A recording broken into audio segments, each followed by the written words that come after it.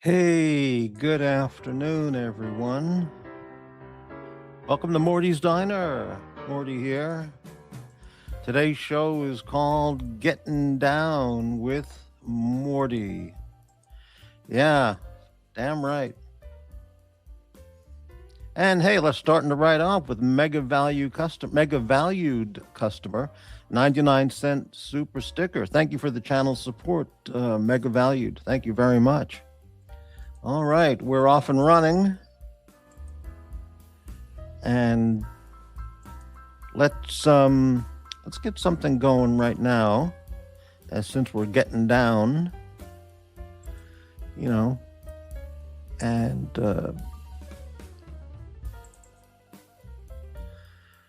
going to play one of my favorite songs, maybe my favorite song of all time. Even the truly majorly insane have moments of clarity. It is not often, but sometimes they can get it right when they truly know the truth, and it is outwardly communicated outside of the fantasy land in which they live. This is the demented and deranged. A moment of clarity.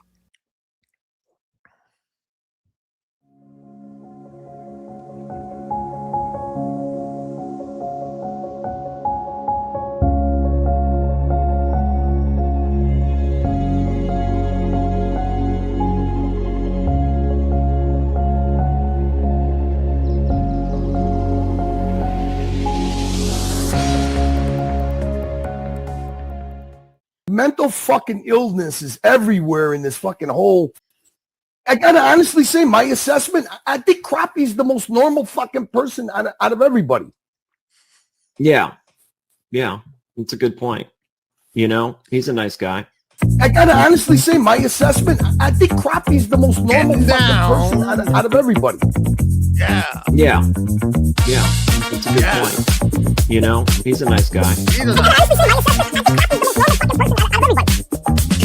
a nice guy. Even the crazies know he is a nice guy. A sane guy. That Morty. He is a nice guy. The asylum knows that Morty is a nice guy. Yeah, it's a good point. He's a nice guy. Mental fucking illness is everywhere in this fucking whole. The demented, the deranged, no Morty is a nice guy. nice. Yeah, it's a good point. He's a nice guy. Mental fucking illness is everywhere in this fucking whole. I gotta honestly say, my assessment, I think Crappie's the most normal fucking person out of everybody. Yeah, it's a good point. I gotta honestly say, my assessment, I think Crappie's the most normal fucking person out of everybody.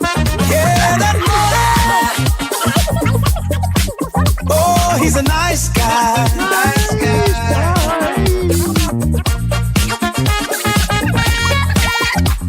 The demented, the deranged, no more. There is a nice guy. Even the crazies know. Nice guy.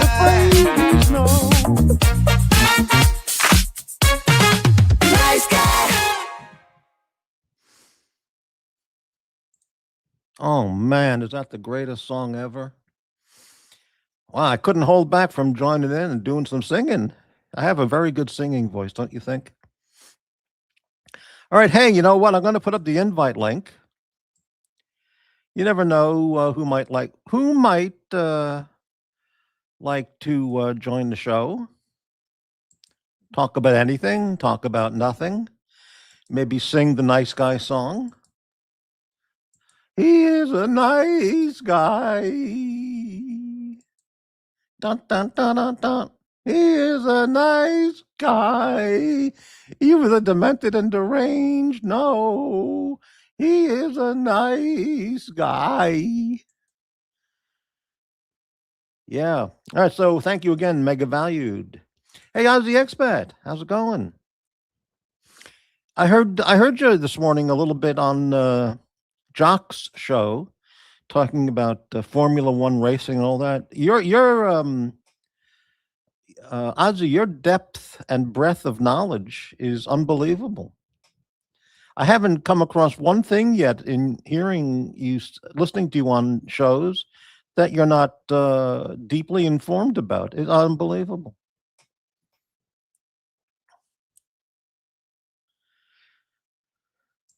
Mega valued, but I'm not crazy. I'm just a little unwell. I was once called mentally unwell by one of those guys out there with, the guy, one of those guys with a Scottish accent. But he didn't really mean it. Yeah.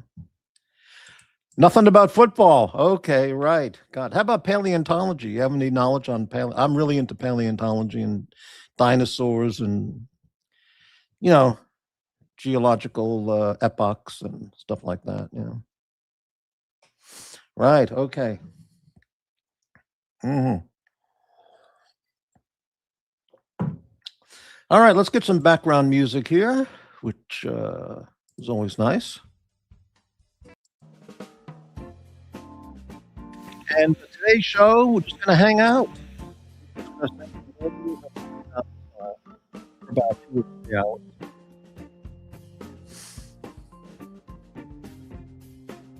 So I got my new holster for my OWB holster, and I also got it came with an IWB for a little bit extra charge. And the IWB is pretty nice. It's made of buffalo leather, which is very nice leather. I had it lasted for about 10 years. I bought a buffalo leather wallet in Bellevue, Washington. I got it maybe 15 years ago. It lasted about 10 years. It was outstanding. So this new holster is buffalo leather. Hey, we have a guest backstage. Let me lower that music. And hey, look who's here. Aussie Expat. I don't hear you, Aussie. Can you check the sound?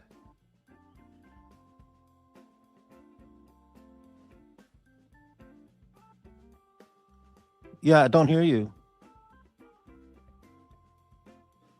Maybe I'm doing something wrong. Hold on. Let me take down the Crazies video. Okay, how about now? No, sorry. Don't hear you.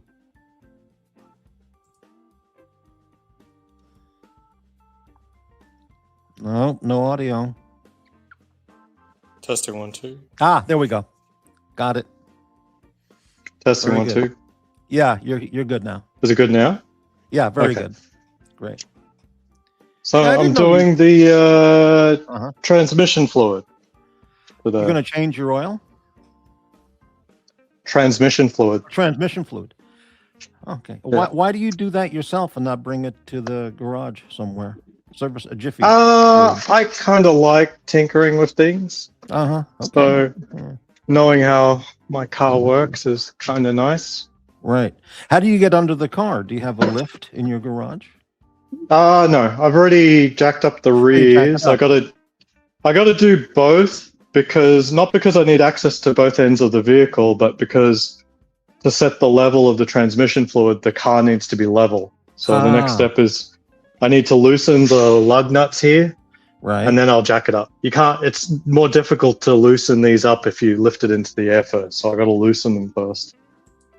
And for that, we've got power tools. What's a good watch to wear when changing your transmission fluid? Sometimes I do the Tudor, but today I'm doing nothing. Nothing, right? Yeah. Yeah. For oil, I would. Oil. Do you buy a particular brand of oil or transmission fluid, or this has to be the right specs? Right specs. That's it. I got it. Okay. Great. Are those glasses or safety goggles? Oh, they're safety glasses. They're safety. Right. Yeah. This is great. Okay, impact. Okay.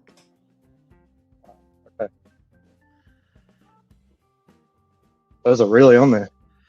Wow, yeah. This is a first. I really I may enjoyed need this. to charge this up because it's not loosening them. Right.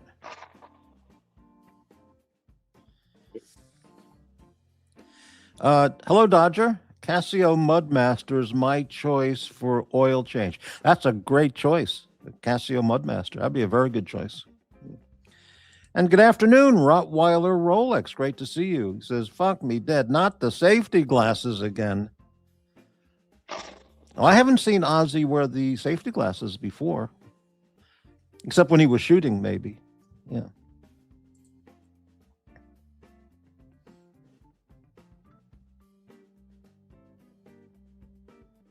May need an old-fashioned breaker bar. Mm. Jeez, these are really on there. Costco, only the best. They don't use torque. They just use the maximum strength of the torque gun, apparently. Right. Wow. That's ridiculous. See, that's why I don't like having other people work on the car. They just have these hydraulic torque guns, and instead of looking at the manufacturer spec, they just use the maximum of the torque gun. Right. It's simple. Right. That's completely ridiculous. Like, why would it? Like, that thing is 300 foot-pounds of pressure, and it doesn't even budge it. Like, not even an inch. You saw that? Mm-hmm. That wasn't a fluke. It was on both nuts. Yeah. How much do you think it would cost to bring your car to a dealership to have the service department there do a transmission fluid change? What kind of charge? 150 to 200. Wow. But I need to do it twice. So I'm like, that's $400, and then it's cheaper just to buy the tools and do it myself. And it's not a difficult thing. It's also fun, quote unquote. Mm-hmm. Let's see. Yeah. I don't know if the breaker bar will do this. Normally, if I can't, I've never had something not be able to break off using the torque gun. That's never happened. Right. Never happened. So I have no idea what they've done here. Dodger says, never used a torque wrench in 55 years. Well, no reason to start now. Or you could start now. You know. Okay. Doing it the old-fashioned way there. Yeah, we'll see. Yeah. Okay, that's working.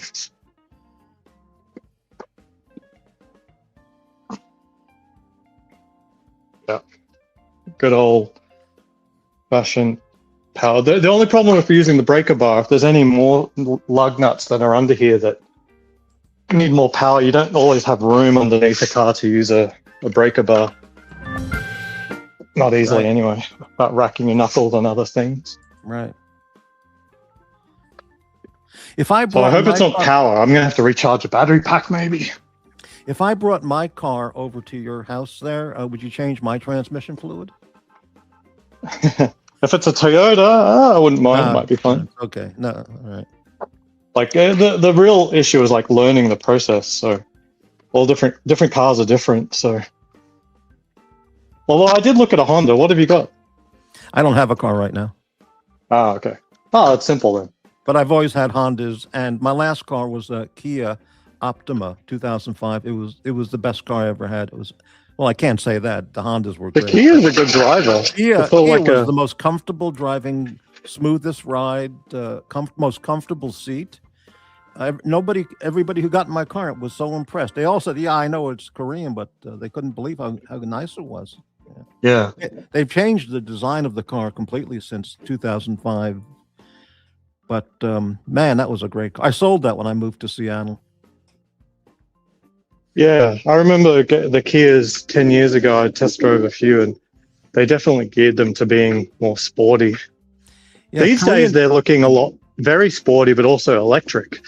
Yeah, Korean friends of mine back in LA told me that the Kia Optima was the most used taxi cab car in Korean cities. So but it's always going to be domestic production, though. Well, Hyundai or Kia. So they advise me when you buy one, make sure it's a Korean import, not a U.S. one or whatever. Oh, right. So look, Hyundais have been relatively reliable, right? I mean, I still see them. If a car can last being a taxi cab car in Seoul or something like that, then it's a good car. So when I was at the dealer, I checked the plate when you open the door where it says where it's assembled and made, and it was made in Korea, and it didn't say including parts from Venezuela, Vietnam, and China. It's just made in Korea. Mhm. So the car was just fantastic. I was sorry to sell it, but I had no need for a car in Seattle. So yeah. Okay, here's a Dodger. Old way is best tighten up and quarter turn. I don't get it. I don't know what that means. Tighten up and quarter turn. I can't read it myself, so. Yeah. Mega value. Trump is killing the auto engine stop at red lights button. Oh, interesting. I don't know what that means.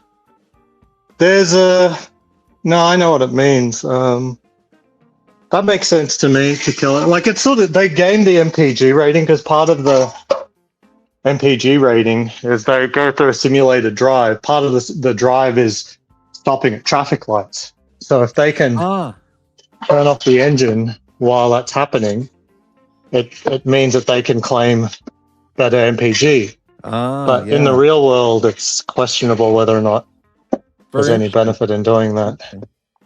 Okay, a Dodger says old way is best. Tighten up and add a quarter turn. I still don't get it, but I don't know about. He's just instead of doing a torque wrench, he's saying to just a rule of thumb, like get it tight and then a quarter turn after that. Got it. Yeah. Davey Smalls, hello there, channel member. Mine has the button to shut it off, but it'd be nice to get rid of it completely. That feature on the red light. Yeah, well, a lot of them have the ability to turn it off, but on a Mazda, for example, you turn it off. When you turn the car back on again, it resets. Right. Yeah, so it's kind of like when Smith & Wesson on their revolvers put in that internal lock feature, And it's just like, get rid of that thing. Nobody wanted it. Just, it's placate government fanatics, anti-gun fanatics. But so they offer it with the lock, and then they went back to the no lock feature, which is the way to get it. But yeah, anyway. This is very tedious. Normally with jack stands, you just throw them under, get it to lock, and that's it. But in this case, I have to make sure they're all set to the same height, which is very annoying, but necessary apparently. Folks, we're watching and witnessing the life, the everyday life of the 40-something retired EDMMMMMM lifestyle. It's terrific. There we go. I wonder if Doc's Report does this with his car, so he just brings it to the Jiffy Lube, whatever place, or the dealer. Most people wouldn't get under a car and everything, but I mean, I don't blame you. Do what you want. Yeah, right. Exactly.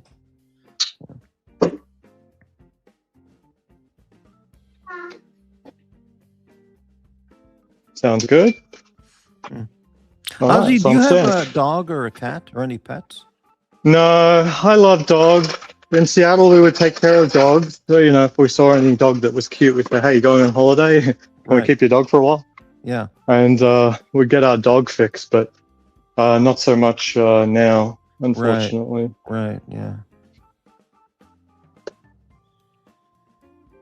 All right, time to take the tire off. These things are heavy. Have you felt what a tire weighs? Like, I mean, I don't know if that's a stupid question, but it's fucking heavy. The tire? Yeah. Oh yeah, sure, yeah.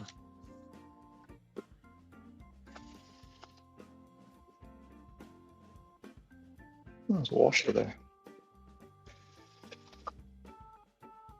I need something to hold this. I don't want to lose things. I'll use this.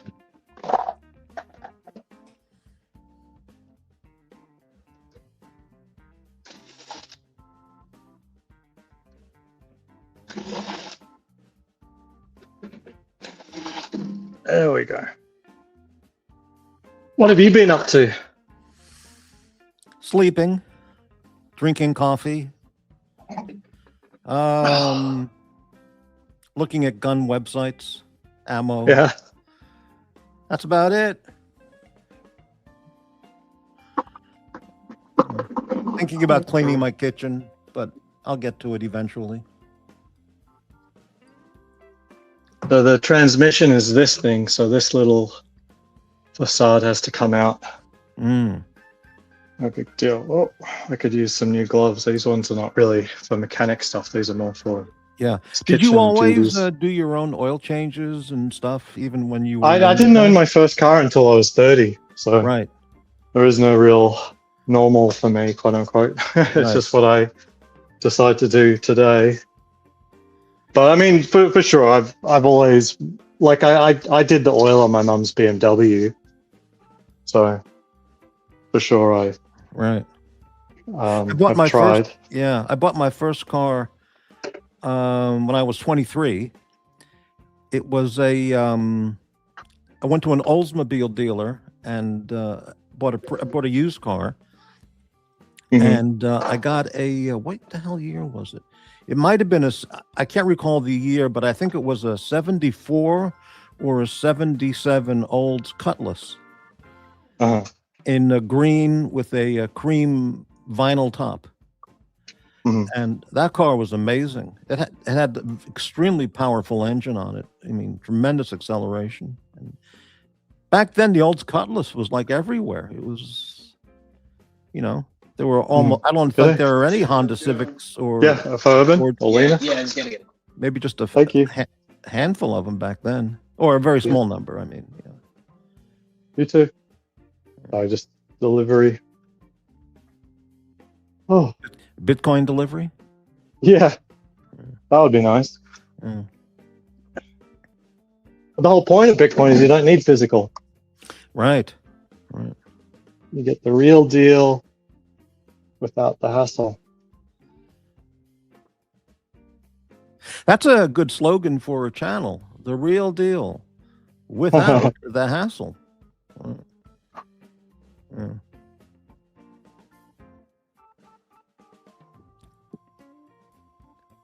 Well, that's a large storage box. Is that a toolbox or? Yeah, it's a socket set.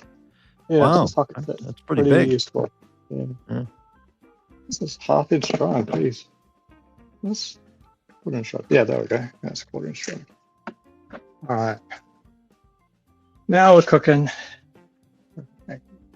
Do you consider yourself, or would you describe yourself as an Australian American or just American or Australian?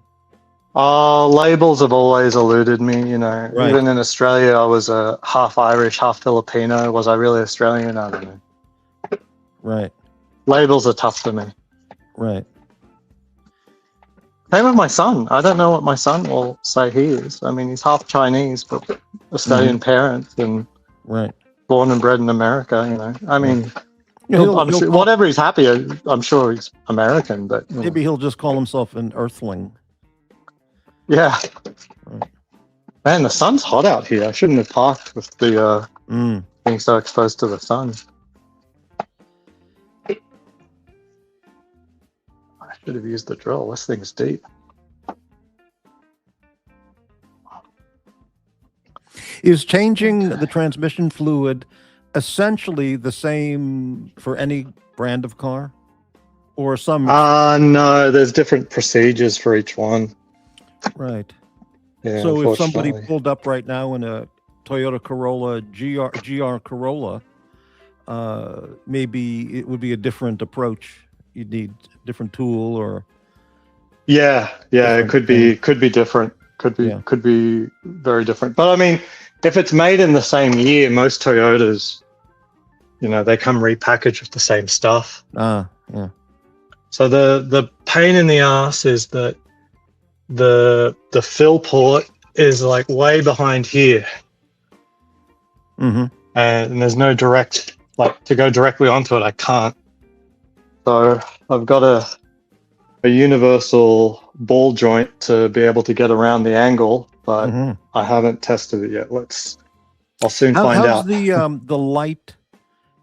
Is it well lit enough under the car for you to see everything? I've got headlamps too. I'll normally get a right. headlamp if I need it. Excellent. Oh, geez, I should have gone with 1/4 inch instead of full inch. Hey, But Rufus. I do have a 1/4 inch. Rufus, I've been drinking coffee and sleeping. I also took a shower today. I took a shower 2 days ago, so I'm good for a week. Things are looking up, Morty. Looking up, I say. Great. Okay. Dodger, I put the tire under the car in case the axle stand fails. Last failsafe saved me a couple of times. Wow. And I like how you write tire. A couple of times. Yeah. Holy, a couple of times. Wow. T-Y-R-E. That's no joke. Yeah, that's nice. Yeah. That's a lot of failures. Rufus, I see you and Aussie X have the same taste in shoes. You have that in common. What does that mean, shoes? I haven't seen it. I haven't seen it. You got Crocs? I don't have any Crocs, no. Yeah, I don't have. I have. Well, I do have Crocs, but same. I have 5 or 6 pair of shoes, but some people are fascinated with my shoes. You know, those people. You know. Anyway. Yeah. Okay, Jimmy, can I get hey, to Jimmy. this? Yeah. Okay, now I know Mr. Aussie is a rich guy. Look at that fancy togs he's wearing to work on the car. I use overalls, but hey, chingao. Okay. I don't have overalls. I'd rather use these until they're dead than to worry about special clothes for special things. Yeah. Would Max, would Jax attempt this? No, I don't think he would. I think he would just bring it to the dealer or the Jiffy Lube place. And yeah. No, yeah. Okay. I got it. Whoa, that's hot. Jimmy, jokes aside, good on you, Ozzy, for doing your own work. I do the same. Save money, good. and you know the job is done right. That's right. That's key. That's what I really want, is because, you know, like if they fucking torque down some of these bolts too hard, they'll strip the thread. Right. Yeah, I got the package over here. Oh. Yeah. Mr. Wilkinson, hello there. If Ozzy claims to be worth $10 million, may I don't claim that. May I ask why he doesn't pay a garage to service his car? Because he likes to do it himself. Make sure it's done right. Yeah. Well, I mean, yesterday I paid almost $1,000 to get a new drive belt and spark plugs done. So I don't insist on it, doing it all myself, but anything that's within, like if I can buy the parts for something for less than the cost of service, why wouldn't I buy the parts? I get it. Yeah. It's it's Dodger. This is exactly why people like Ozzy are successful when it comes to money. You know, a long time ago, I was talking to Jamie Opulence, and we talked about how to be successful, you know, and save up money. And he told me some of his secrets. Like, for example, and this is true. I mean, he said to me, well, for example, when he uses shampoo in the shower, you know, if it says use, 1 cap full, he'll use half a cap full. Okay. right. Same with toothpaste, mouthwash. You know, if it says use 1 cap, he'll use half a cap full. You know, and yes, the money stretches out that way, and the results or effects are the same. So yeah. So secrets of the rich and famous. No, look, no one ever got rich by just consistently wasting money. You know what I mean? Like, you would, like, certainly there are rich people who do, and you know, maybe within context it's not wasting money, but you know, I'm not saying that service costs of a vehicle are beyond my interest. You know what I mean? $1,000 is not nothing, you know? Yeah. All right, I found the drain port. That's it there. I don't know if you can see it. This thing right there. Just that 10mm hex. Ah, right. Okay. Unfortunately, getting this thing level, it's not as high as I normally have the car when I work under here. It's bloody tight. I don't know if you can see, my eyeballs are basically touching some of the parts of the car here. If you were worth 100 million, you won the lotto or something, and you bought a brand new house and extra custom features, would you install a proper service garage at your home with a hydraulic lift and everything, so you could do it like a real mechanic? Yeah, that would be fun. Wow. That would be fun. Yeah. Wow. I would. That would be fun. And then the incentive is to get a car that requires more work. Like you like, I wouldn't be buying that for Toyota. I hear a lot of people have a lot of fun with Generation 1 Porsche Cayennes. You know, that SUV. Like, it's legit. If you know how to maintain it, it's legit. Wow. Jimmy, some of the worst places you can go to get liquids changed on cars is like these quick change places. Had a friend who worked at one part-time back in the day, and the stuff they did was crazy. Well, I've always used Jiffy Lube kind of places, but I have no idea how, I used the independent Honda repair place also.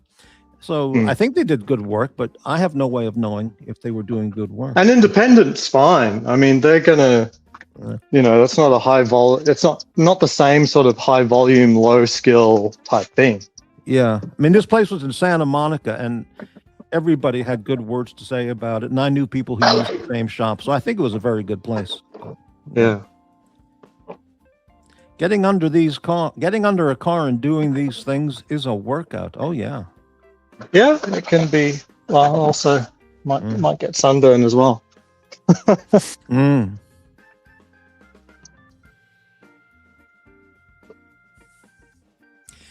Davey, he has the little roller thing. I just toss old blankets on the floor and crawl under.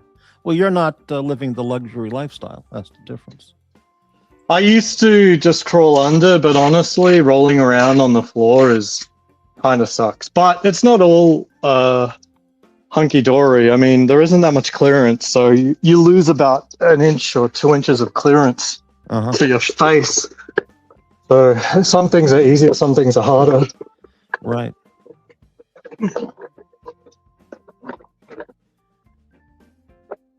Okay, there we go. All right. Yeah, there's not much room for my face at all here. Outstanding camera work, by the way. This is really good. Riveting? It feels riveting. Like we're in a MacGyver or something. Yeah. If I have the oil pan here, I don't know if I'll be able to get out once it starts blowing. Oh, shit. See what I mean? Like, I cannot physically get this bolt undone with this thing here. So I'm just going to have to loosen it with this, and then I'm going to have to find another tool. To make sure that's going the right direction. Before I connect to that.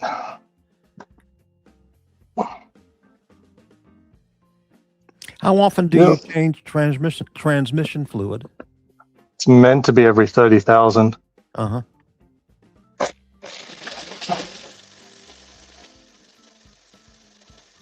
Wow, that is on there.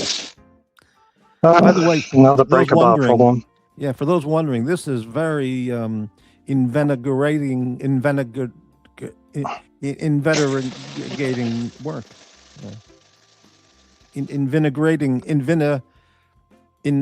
Invigorating work. Yes. Okay. Breaker bar time, but who the hell knows if I can even operate the breaker bar at this? I have no clearance at all. Jimmy, hey Aussie, quick suggestion. I have drive-up ramps. You can buy them almost anywhere. It gives more clearance so you can work under better. My car is very low too. I think that's a fantastic idea. That's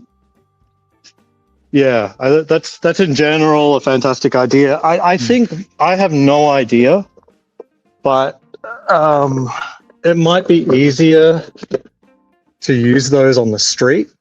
And there is a street here, but I live in an HOA. I have no idea if they like you working in the HOA, car outside. right. Yeah, so I think I would have preferred the ramps, but it's just a little bit less potential problems with this. But, you know, I might try it still. I mean, I'm not committed to this. A pair of ramps don't cost necessarily a fortune, so I still may do that. I like that there's I don't know, I've gotten pretty used to doing it like this, but yeah, I think the ramps could be the way to go. I don't disagree. How do I get this in here? Okay, Jimmy says, no, I meant the ramps that you put under each tire, then drive up. Yeah, absolutely. I understand. Right. I said, I think that's like super good, especially if you can do it on the street, because you know you got even more space and everything. Okay.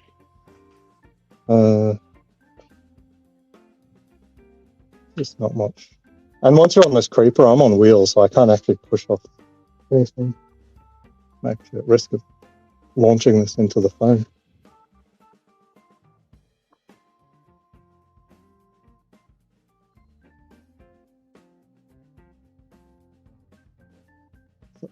Everything.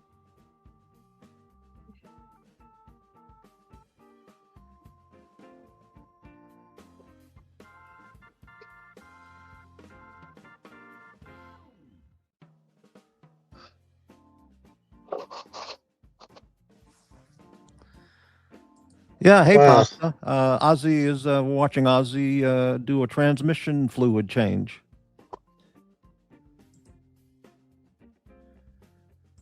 Yeah, it's hard to get good leverage there. Yeah.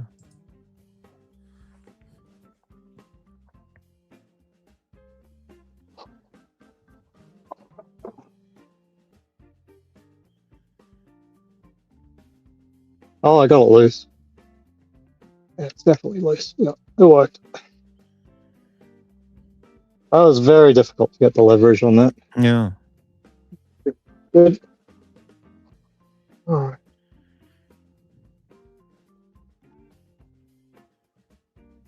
I kind of want to get gloves back on, because this seems extremely hot. And a whole bunch of oil is going to come flowing straight out. I'll be right back. Oh, I hate when that happens. Yeah. Wow, this is original content from our. Well, it's my first time doing it, and man, everything's torqued down so hard, or at least they're stuck after almost 90,000 miles of use. Yeah. You might lose me on Bluetooth for a second. Okay. Yeah.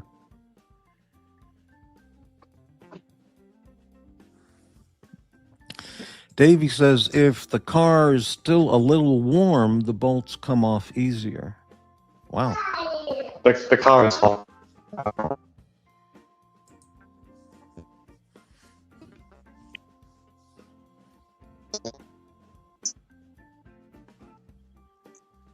Oh, people like the political stream. Yeah, I didn't get that. Your audio broke up for a little bit. Yeah. Okay, I'm back. Some people like the political stream. Oh, yeah, sure. Yeah. And we have Dodger. Hello, Dodger. Hey, Morty. Hey, Dodger. How you doing, guys? Yeah. You all right? Today, how's the weather over there? Oh, well, it's just gone out of freezing, and for 2 days it's go back into freezing. It's just cold. It's very, very cold. I do wonder. I'm literally getting a sunburn out here. Oh, I wish. Anyway, you did a great job. I mean, this is the thing, Ozzy. The thing is, when you do a job like this thing in Poland, right?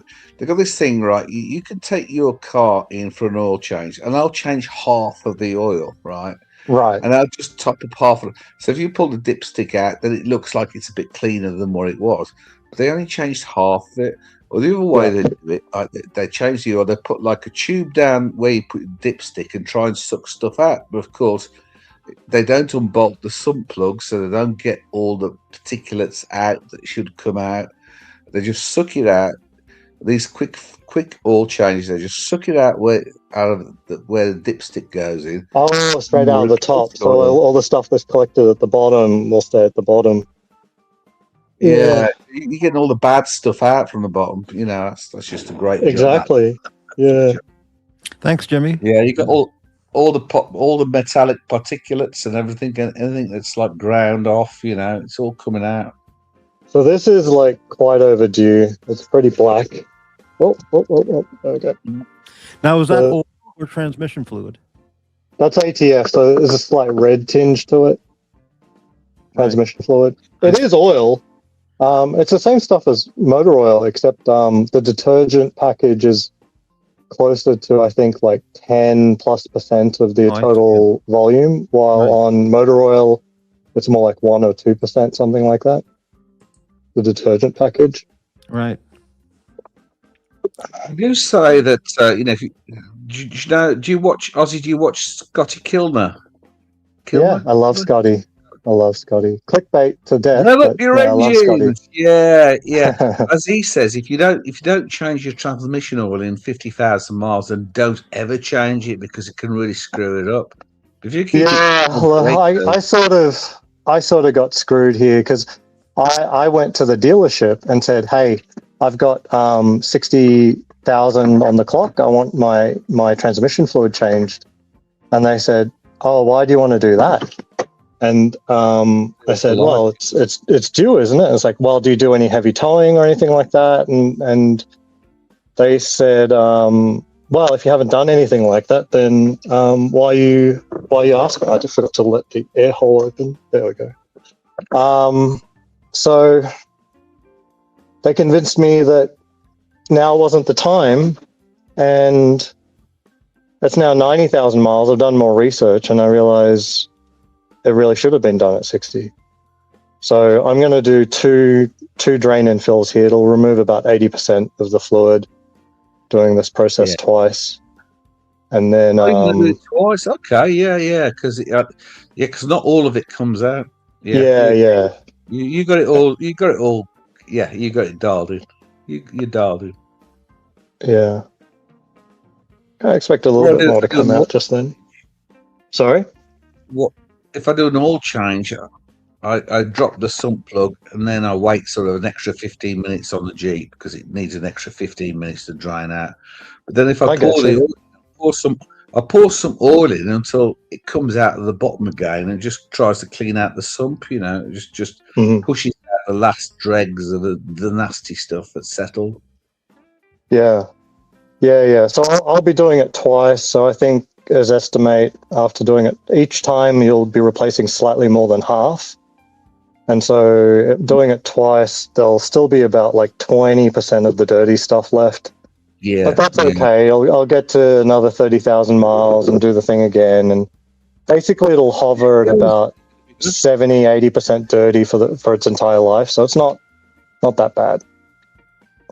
I didn't change mine. I've done over 100,000 miles. That's the worst thing you can do when you've done over 100,000 miles. Over 100, they say not to. Yeah, if you change it sometimes, you know, at that mileage, 100,000 plus, then the gearbox can start slipping and jumping and all sorts of problems. So I'm just going to leave it. I tell you why I think the dealership didn't want to do the ATF.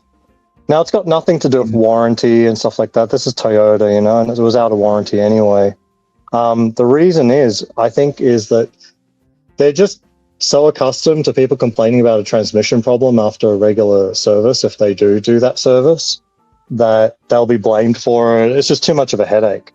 Like, they don't want the money, is the way I interpret it. Like, it's just not worth the money to them to do the transmission services if they get blamed for it, you know, every 10th time. Yeah. Which Toyota have you got, Aussie? Because I'm going to get rid of this Jeep because, well, long story short, it's UK, so I have to drive it back to the UK every year to have its, you know, its legal, you know, sort of health check certificate. Yeah. It cost me $1,500 a time to drive back to the UK, and it's just crazy. I need to buy one in Poland. So which yeah, this is a Toyota Sienna. It's basically a minivan built on top of the Camry platform. So it's not too dissimilar to a Camry. But yeah. Okay, now to do the thing I've never done before, which is use a pump to get it into that valve here. So I need a pump to get the oil in. It's going to take me a few seconds to set up for sure. Yeah, carry on. We're pumping oil in a racks format. Pumping, baby. Yeah. Yeah, okay, Morty. And we'll be doing it twice, baby. Double pumping. Mm-hmm. What, is this better than mustard? Oh, I don't know. Mustard's good as well. Pumping oil in a relaxed format. Yeah, changing oil in a relaxed format. Where the hell did I put that other 10mm bolt? Got it around here somewhere. It's been freezing here. I've gone through God knows how many cords of wood, more than I ever expected. This winter's been just a nightmare. I'm just thinking, oh, I'm done with the cold. Pasta says one of my laborers has a Sienna with 237,000 miles on it. He loves it for his work van. That's a lot of miles. Wow. That's a Good. lot. Yeah.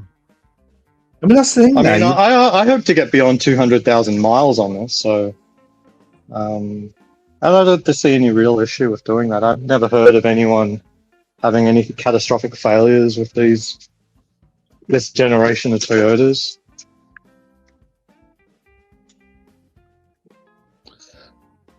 Yeah, what I'm getting is piles of problems with all the emission systems. You know, you've got your valve, you've got your DPF filter, you've got, I mean, basically, what a nut job to actually recycle exhaust gases back into the inlet again, so that it just the evap system. Yeah. Oh, evap's another thing on top of everything else. These modern, they're just killing engines and killing cars. You know, it all just ends up going into the oil. You know, just bearings. It just kills. So a car just lasts what, 10 years now, 12 years. Cars used to last years. But think about the energy that's used to build a car. And if you're writing it off, it's destroyed in 12 years. Then that's not helping the planet, is it at all? Yes, exactly. Yeah, I've always an entire car, you know what I mean? An entire vehicle.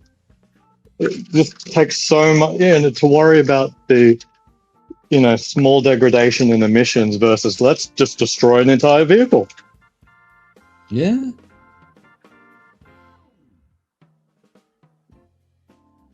They're just not built to last now, and they're also built that you can't service them yourself. I mean, on my Jeep, if I want to change the brake fluid, right, you need a computer to exercise the valves to actually push brake fluid out to change it.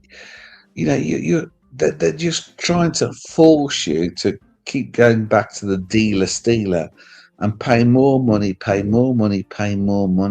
look after something that back in the day, like the car you can see in my avatar, I mean, that was my 1980 something car. I mean, I could look after it myself, no problem. No real computers on it. No hassle. Last you 20, 30 years. Now, I hope this pipe is deep enough in there that it doesn't just create an ungodly mess. I better pull the pan underneath it, just in case. Yeah, put something underneath it, yeah. Sure. Get an old bucket under it. Try not to get into your brake discs, eh? Wouldn't be useful. Annoyingly, I need to put in about 4 quarts of this, and it doesn't even say the 5th quart initially, but it should be okay as long as I leave 1 quart in the jug. Should be fine. Honestly, it kills me when you start talking about quarts, and I'm all metric. So Oh yeah, it's a weird mix of imperial how much is and a metric quart? here. Yeah. I don't even know. Like it's 5 quarts in a gallon, so it's Right. Isn't it strange that you're like- still using the British system, although Britain has moved on and it's not using the British system anymore? Yeah. Well, this is a Japanese car, so everything on the car is metric. So I buy metric tools. Okay, how do I use this fucking pump? Oh, there we go. Yeah, be careful. Yeah. All right, is it actually going into the transmission or is it going onto the floor?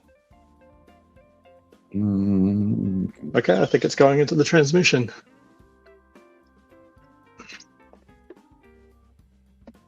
Man, there's a lot more force in this pump than I expected. It's going to take a while.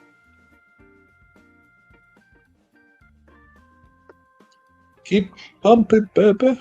Yeah. Yeah, I've got one of those pumps. The pipe keeps blowing off. I've never seen this kind of stuff done before. Transmission fluid change with a pump. Yeah, it's not that common. With a manual pump thing. Yeah. Wow. You can get an electric pump, but I mean, this is $8. Any pump.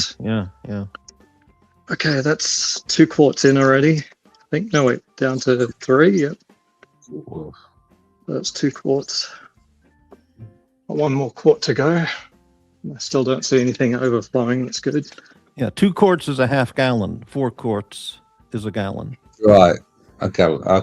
Oh, yeah. Thanks. Oh, so I've forgotten how many liters. So much suction. The pipe has flattened out. It's not pumping anything in the last few seconds here. Let's see. That's better.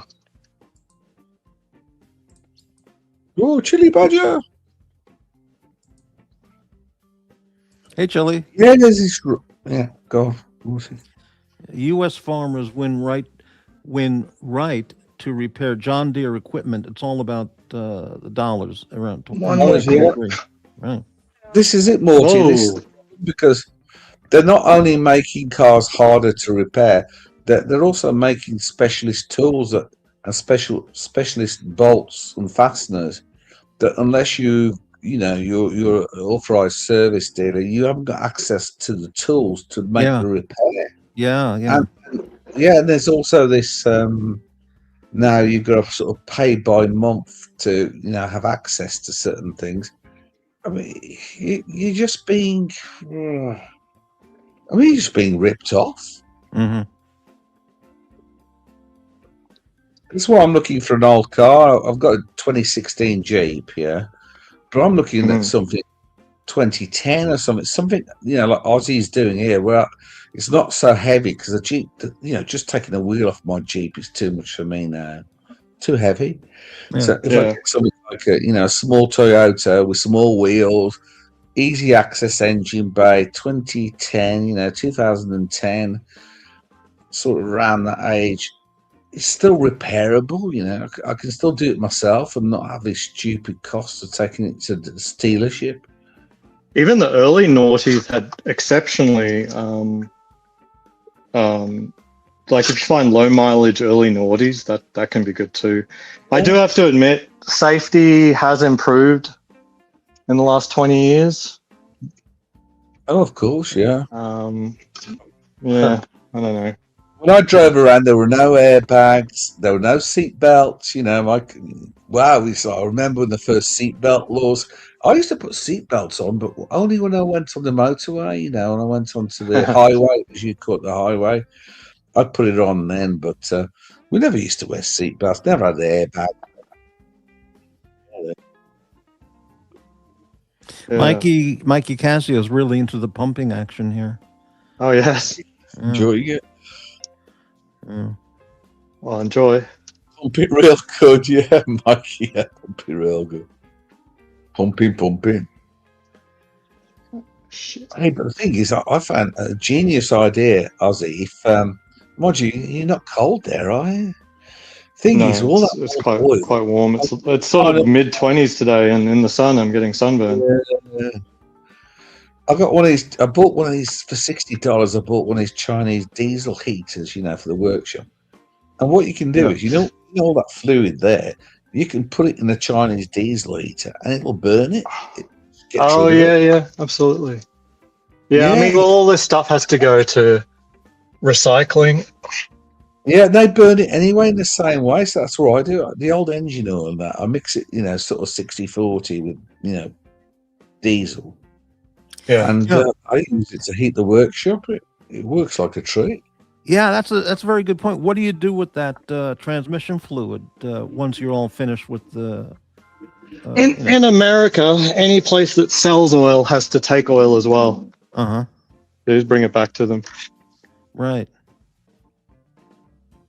I burn it, the farmers and that would give it to me. I burn it to keep the workshop warm. That makes sense. Mm-hmm. So I'm not talking this down properly because I'm going to have to just do this process all over again. I need to drain it and refill it again. So it doesn't matter. I'm not going to go driving with this. Anyway, guys, this is a lesson how to be successful. Take care of your money. And if you can take care of yourself, the money takes care of itself because, you ain't blowing it away. You're not. Yeah. If you don't touch the money, then it'll grow. Exactly. I mean, this is it. I mean, the problem I have, because I'm, Aussie, I think you're sort of semi-retired or retired. No, I retired fully last year. I'm going to live. And you must be the same. No matter how much money you got, you still worry you might run out. Do you have that problem in your head? That you might run out. It's definitely not about like, oh, will I run out today or tomorrow? I worry that say 48-year-old me has more expensive tastes, or my family needs more money than I do today, and I haven't accounted for that. But for sure, my current lifestyle is well within what I need from my portfolio. But it really comes down to what tastes you have and that sort of thing. And I got to stop with the watches, but there's a very high likelihood this will be the biggest year for watches so far. Wow. So I don't know.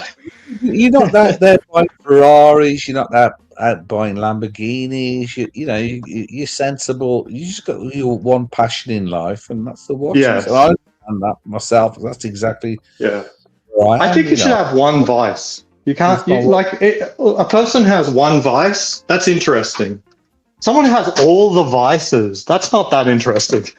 No, it's dodgy because I retired when I was 50, but I had so many vices. I went from I had so many things, but I moved from collecting motorcycles to collecting watches. So I sold the motorcycles. Oh, okay. Oh well, you do it one at a time. That can be okay. Yeah, so I'm trying to play it safe, but it's the watches. So here's the thing that I haven't done before in a car, and that is while it's on the jack stands, turning it on and moving it through the gears. Because you got to get the transmission to go through all the motions to get all the dirty stuff, mixed in. I got to mix the new stuff with. So I got to stay in park, foot on the brake, and I'll keep my foot on the brake the entire time. Yeah. Hey, Pavel. Yeah, Aussie is changing his transmission fluid. Aussie, but be careful with those axle stands. They can fail. Put something else underneath as well. Like put some spare tire and tires under it, and blocks of wood, just in case those axle stands ever fail. They failed on me, honestly, twice. Were you under the car when it happened? Yeah. I always put one tire each side. and also a block of wood, just to Right. make sure. I don't trust them. Wow.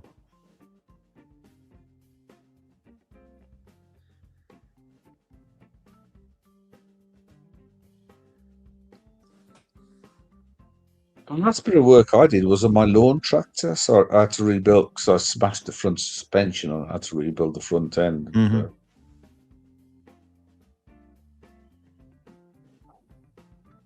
Just going through the gears here. Look, Yeah. Archie was going on about how his BMW has an 8-speed and my Toyota has a 4-speed. I got an 8-speed, you fuck. BMW piece of shit. See, S8. There we go. All right, I think that's enough. This is just to get all of the, all of the fluid through all of the different parts of the transmission. Do it all over again.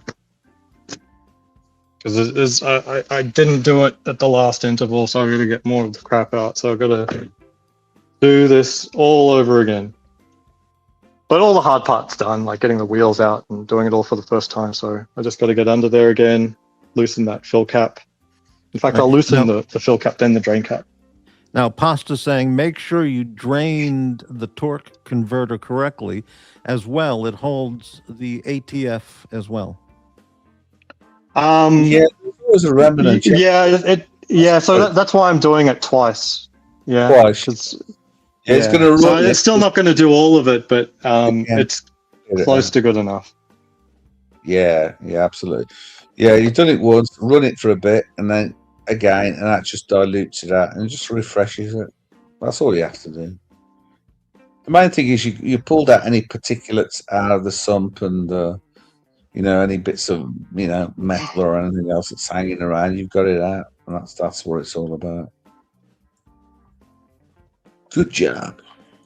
Yeah, it's fucking hot.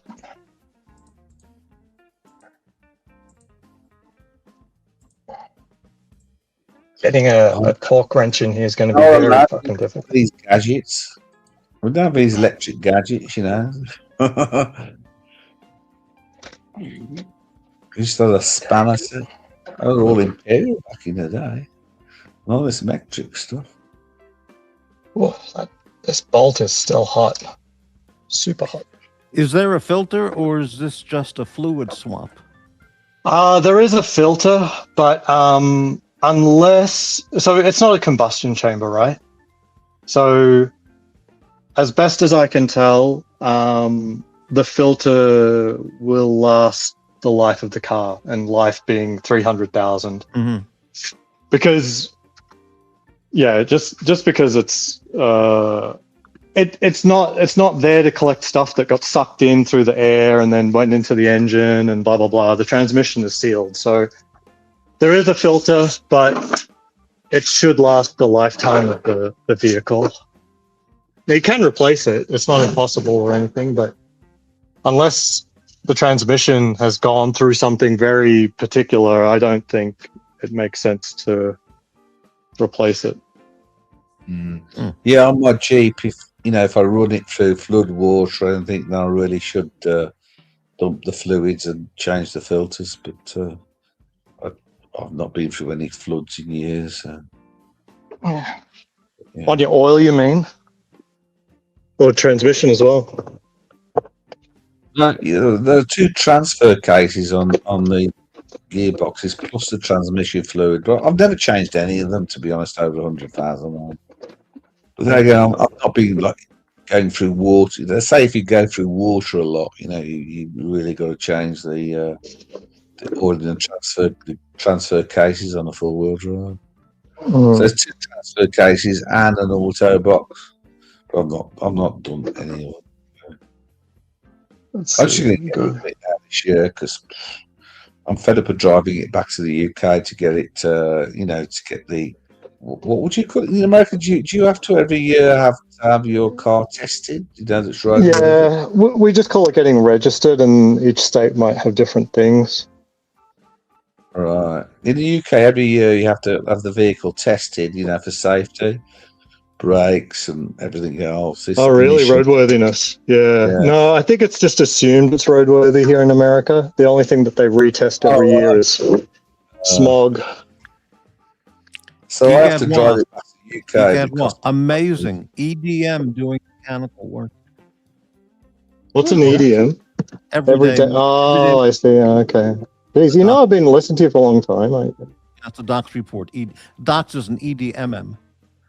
Oh, I Everyday see. multi-millionaire. I personally know a very close millionaire that he does the same. He went out and bought a BMW electric car that didn't work, and he sort of fixed it up and did it. But he's a multi-millionaire. But you know, as he says, you can only wear one shirt, so he just doesn't do anything. He just makes money. It's just amazing. You know, you make money. That's why I wear the glasses.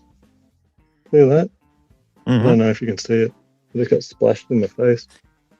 You got a face blast. Yeah. In an automotive format. Okay. Gearbox. You got face blasted. Wow. Yeah, thankfully you're wearing the safety glasses. Yeah. No, exactly. I'm not a fucking idiot. Right. I don't know if you can see that. Yeah, right. Have them right on my dominant eye, folks. Safety first. Oh, I'm just going to go to laundry and clean my hands and face. There you go, guys. Always wear your safety equipment. I'll tell you one thing in Poland, I did the wood Morty. Yeah, every year. I cannot find a pair of chainsaw trousers, the safety trousers that if the blade drops onto your leg, these safety trousers, they've got that sort of stop the blade, Uh-huh.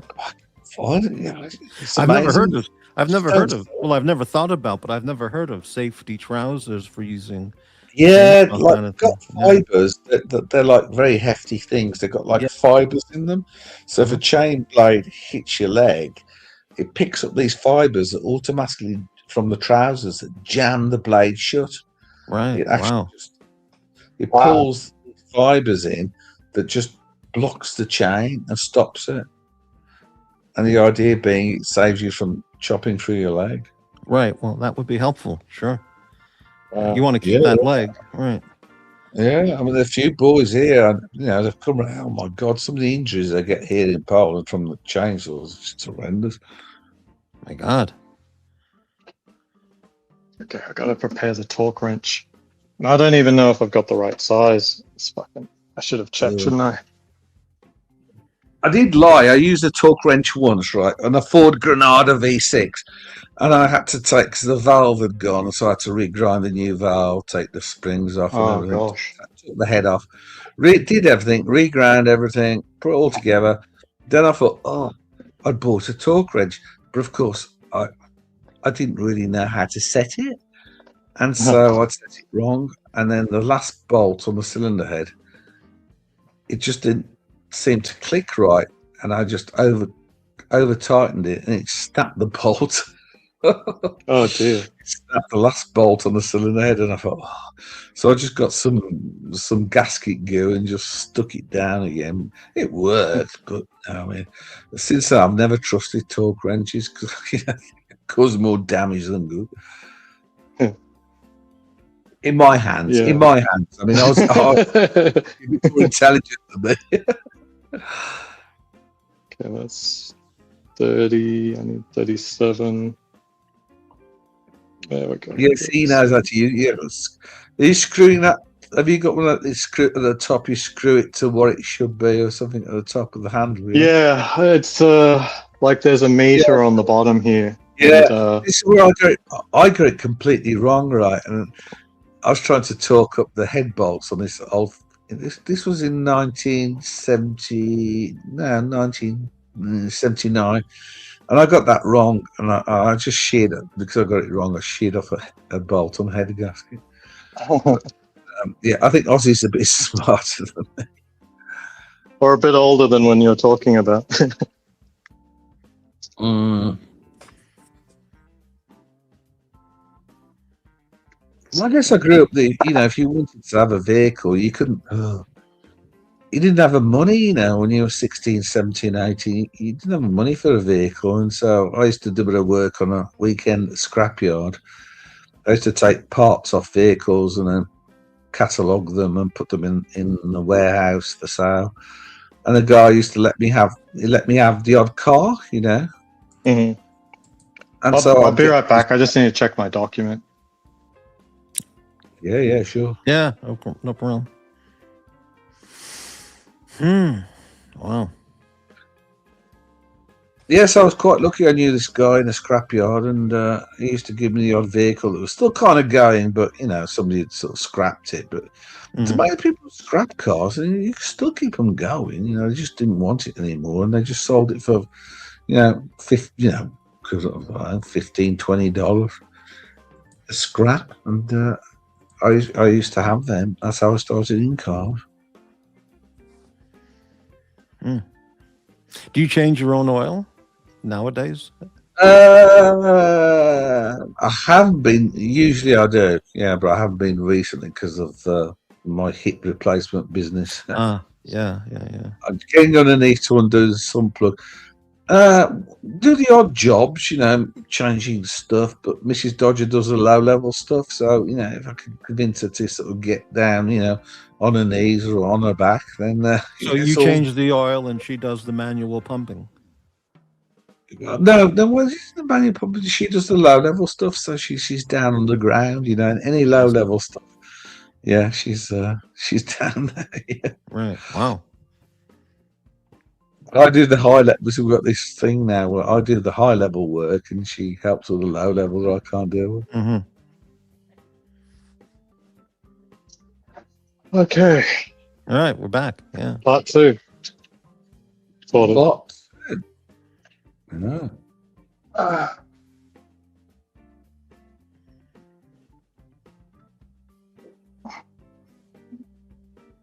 What is to be 48 again? I wish. Oh, got the fucking go.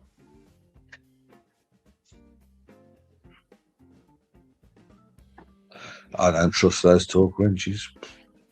Just go by feel. Tighten it up in a quarter turn. Right.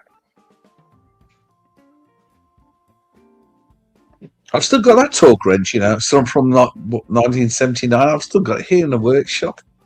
Yeah. Maybe I should get my torque wrench out. My 1979 torque wrench. But I've never used, because once I'd done that, you know, I just lost all faith in using a torque wrench. All faith in being able to use one of these tools. I think I may not have what I need. I've got a 1/2 inch drive, but my torque wrench is a 1/4 inch. You got an adapter? Yeah, I'm trying to see if I do. They tend to go down, not up. So yeah, mine needs an adapter. Yeah, they tend to go down, not up though. So it's I don't think I've got what I need. Or it might be the 1/4 turn technique as well.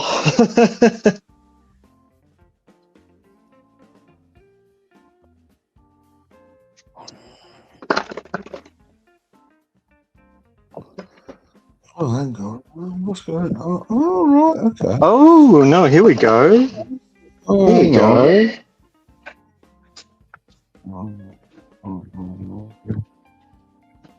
I don't know any super chats in ages, I don't know. Yeah, one super chat today from our friend, mega valued customer, 99-cent super sticker. Oh, I don't know. It's not fair, is it? You put this content on.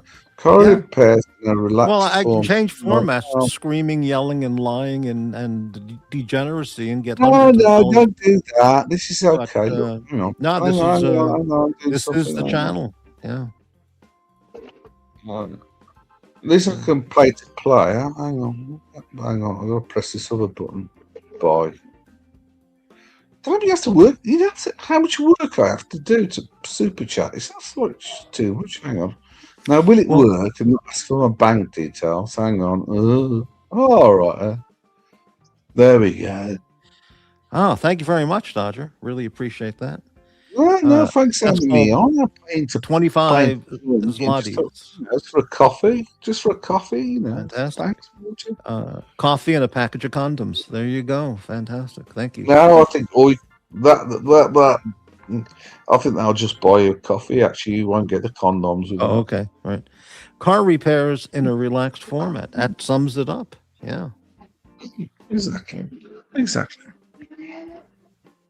I think I don't need to care right now. I just need to get that plug out, and then actually it's after that I need to worry about torque settings. So let me just solve one problem first.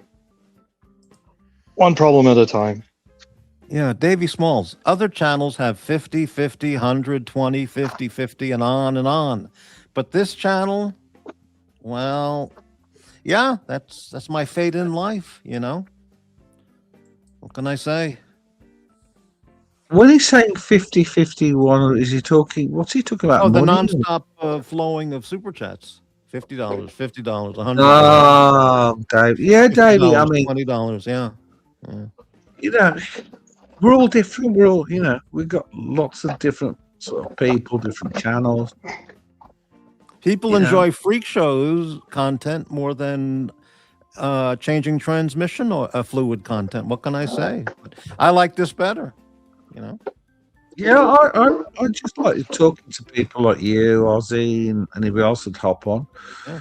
Yeah, because that's what I do. I'm just sort of like somebody would call it park benching, bro. Yeah. Freak shows Terrible. have always been around, you know, and they, you know, $1, one dime, you get to see the freaks. So, you know, what can I say? Yeah. We could have shriekers here, you know, but then it wouldn't be my channel anymore. It would be a different. It would be a hellhole, a cesspool. Yeah, Davey. And as Davey says, pardon me, this content won't get you strikes. Well, it won't get me super chats and it won't get me strikes. But hey, we're all EDMM, so what's the difference? Yeah, you screwed either way, then, aren't you, Morty? I don't know. Yeah.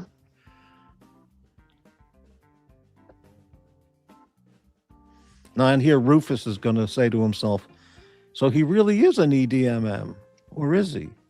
Right.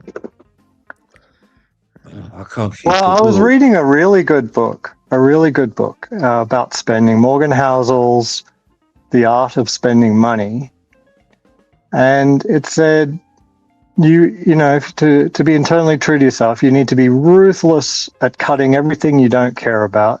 And then lavish on what you do care about. The reality is the reality is that other people are not going to be able to make heads or tails. Like, they would not choose the same thing. If that's true, you're probably on the right path. That's kind of you know what I mean? Yeah, it's kind of like Doc's report. He lives economically, but the things he really enjoys, he spends the money folding knives, you know, Casio watches, flashlights, you know, whiskey. Yes. He buys the best. But otherwise, he lives, you know, ruthlessly frugally. Yeah. Walmart and Wawa, you know. Yeah. No, yeah, absolutely. If you don't care about it, the optimal spending amount is zero. Now, some things cost more than money. A lot of things cost more than money. You know, they take your time and your head and so forth. That's what you have to be truly careful of, the things that cost more than money. Almost everything costs more than the money. Right.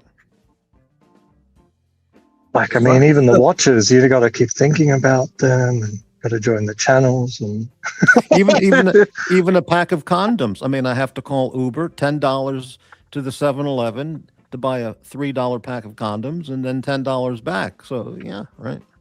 Morty, that's the second time you spent. Have you got to think about condoms deliveries? No, it's just whatever pops in my mind. You know, just reuse them. Look.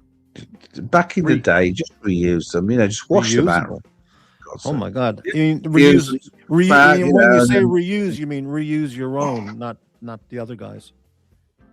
Some other guys. Well, you can find one in the street and reuse it, I suppose. I guess It's that's up- Chicago. I guess that's what they do in Chicago. I don't know, I but personally would not do that, but you just wash it times out. are tough. You have to adapt. Yeah. You have to adapt. You have to cut your cloth to suit your means. If you haven't got the money for condoms, just wash it out.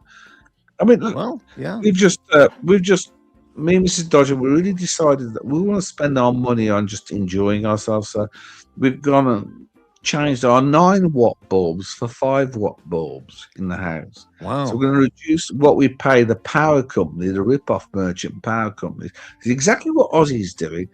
Everything we can do ourselves, every penny we can reduce in costs, useless costs. So it's like that torque wrench. It's like that torque wrench that you have had since 1979.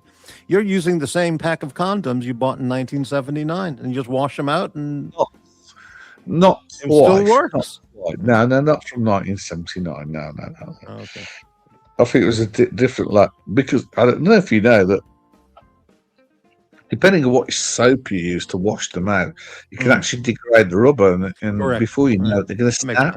Yeah. You get a couple of washes out of them, and then give it another go, Right. But I wouldn't go more than 2-3 washes because the soap does degrade the rubber and go. Right, makes sense.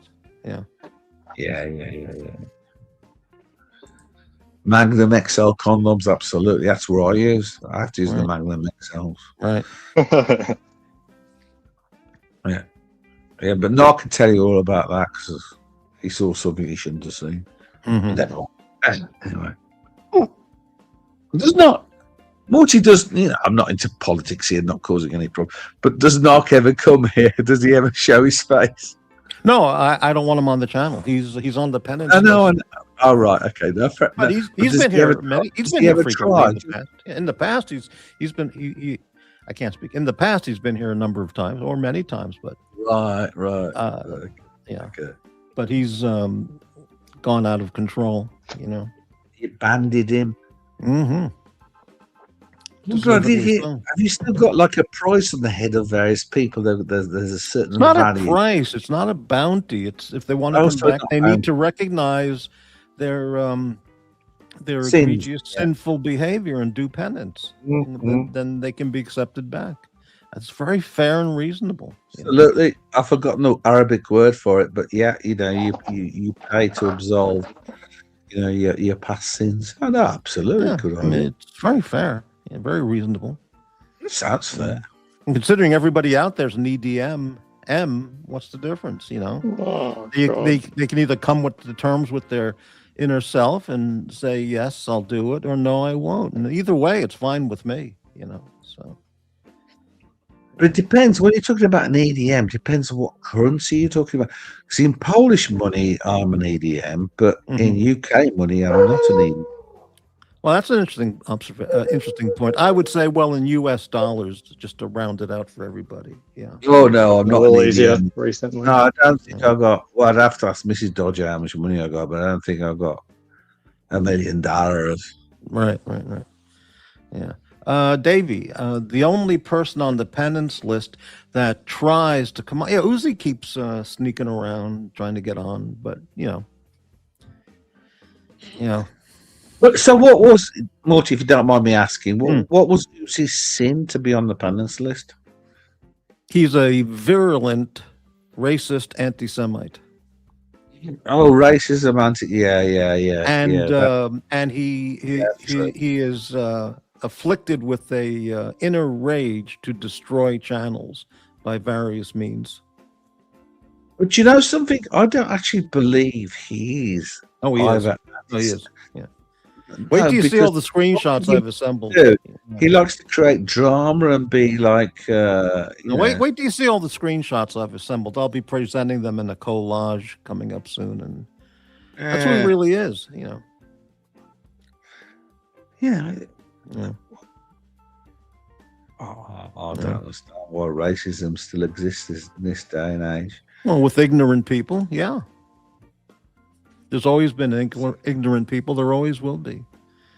Regardless of if everyone has an iPhone or an Apple Watch, there's lots of ignorant people. They don't go away. So I started in the 60s, Yeah. seeing racism and all this stuff firsthand. And so what we're saying is we haven't improved as as like human beings in over 60 years. Oh, I don't think humans have changed. I don't think Homo sapiens have changed overall since in hundreds of thousands of years.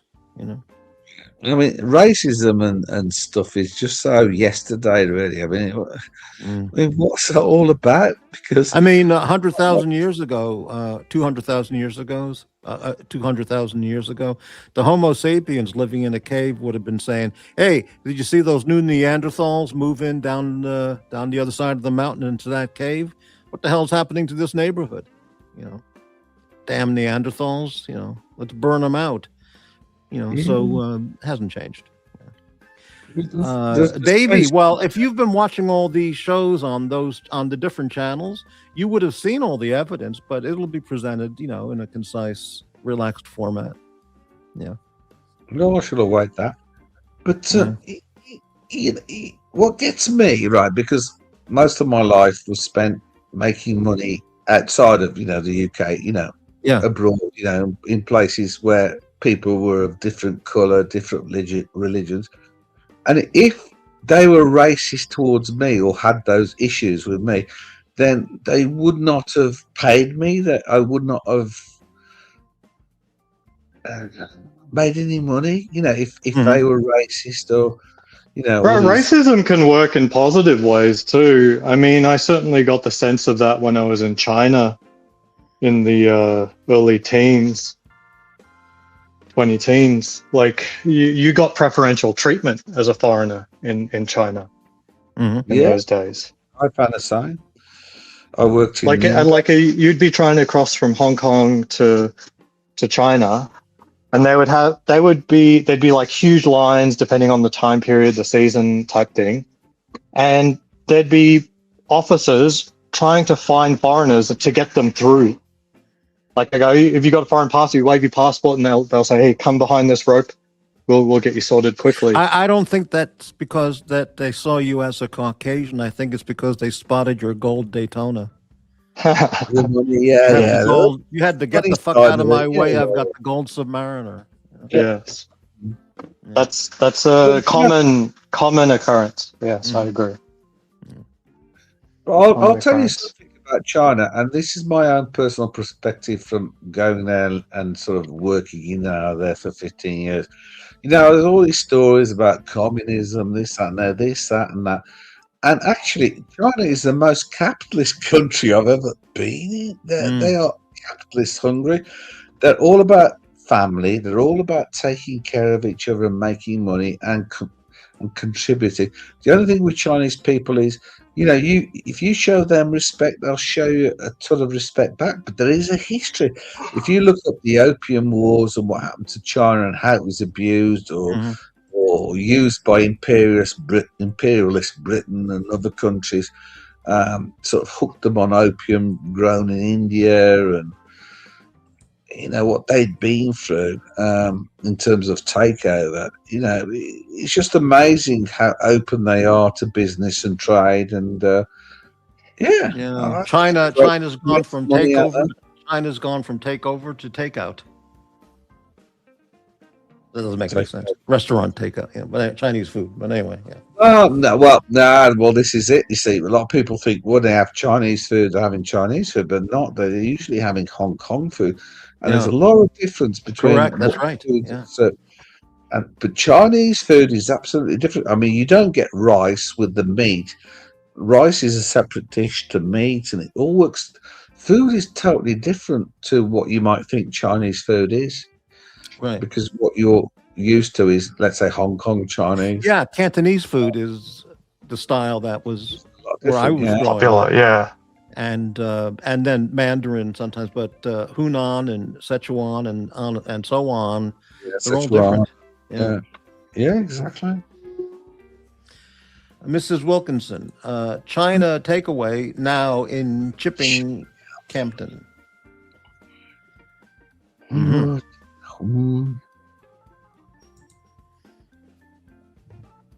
Yeah, Morty, I don't know if you're going to be on for long. I just need to go for a cigarette because, I'm Yeah, a smoker. sure. Yeah.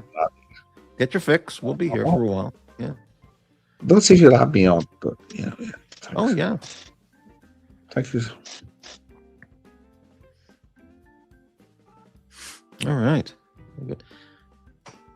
So how's it coming along there, Aussie? What percent would you say you're towards completion?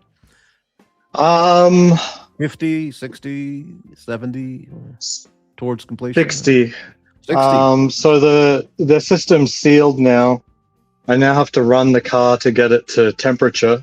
Mm-hmm. And then once it's at temperature, I can do the final level setting drain and then final torque down and putting it all back together. So there aren't that many steps left, but there's still a lot of cleanup. It's a lot of work that you're doing to do it yourself. It's my first time and I'm putting the camera down and all sorts. I think if I had to do this again, knowing what I know about the vehicle and having the proper tools out and ready, probably take me under an hour. Right. Little shot of whiskey there? Some cold coffee. Right. All right. So I just need this bad boy here, the scanner. Who buys the coffee for your house? Do you do, or does the we just get the Nescafe. Right. The instant. We're not really a coffee. Right. Coffee aficionados. I come from tea. My tea is nice. I always get Yorkshire Gold. Yeah. But you come from Milo. Yeah, Milo and tea. Right. First time I ever saw or heard of Milo was when I was in Japan, and I was over at an Australian couple's apartment who were working nearby, and they had all these giant large tubs of Milo stacked up in the side of their living room. And I said, "What is that stuff?" It was big green labeled cans. And they said, "That's Milo." I go, "Well, what is it?" So I didn't know what it was. It's like a chocolate Nestle's Quick powder, kind of. Sorry, you've switched to car audio. Is this still acceptable? Oh yeah, that's okay. Turn it down a bit, but yeah.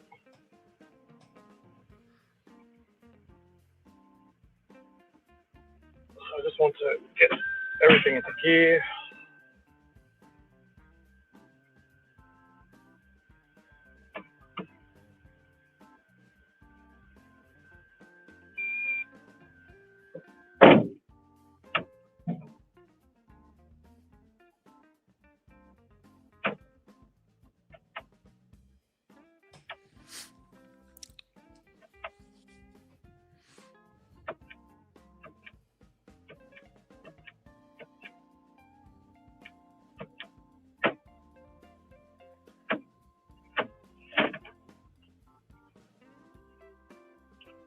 Okay, so you have to, since the fluids actually expand to set the level, you need to get it to running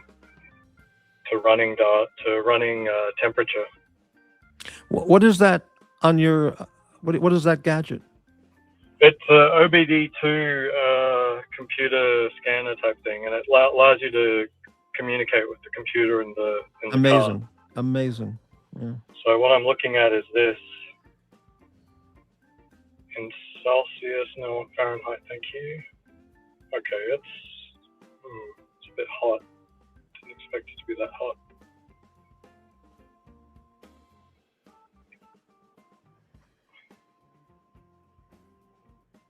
Maybe it'll come down as the fluid mixes.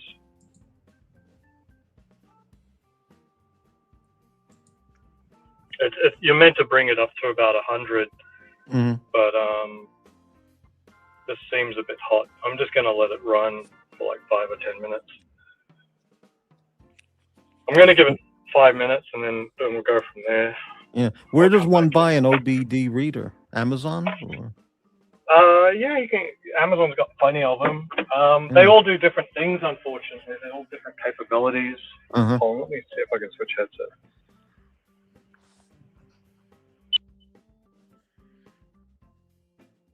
Is this back onto my headphones? Yeah, it sounds good. Yeah.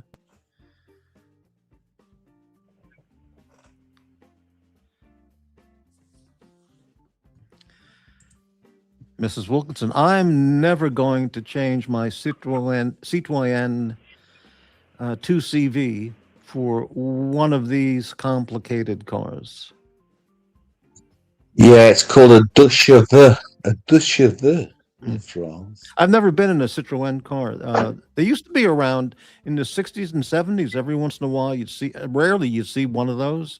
But I haven't seen one of those in a hell of a long time. And I've never been in one to see what it feels like inside, what kind of seat it is. Because I was told it was extremely comfortable a ride. One of the design criteria was in France was you could drive that car over a ploughed field. Now, the thing is, it had extremely small engine, but extremely skinny tires. Mm-hmm. And these things, yeah, they would drive over, ploughed fields in France and everything. That was amazing. All these wide tires people have, they're absolutely no use in snow or mud, really. So what you need is a good set of skinny tires. Jimmy, having your own OBD reader is good. You can check for any codes before you send it to a garage or dealer for service to see if they are being honest. Ah, yes. Very good. Yes, you get your P00913 or whatever. Yeah, absolutely. I mean, I paid like $10 for mine. Mm-hmm.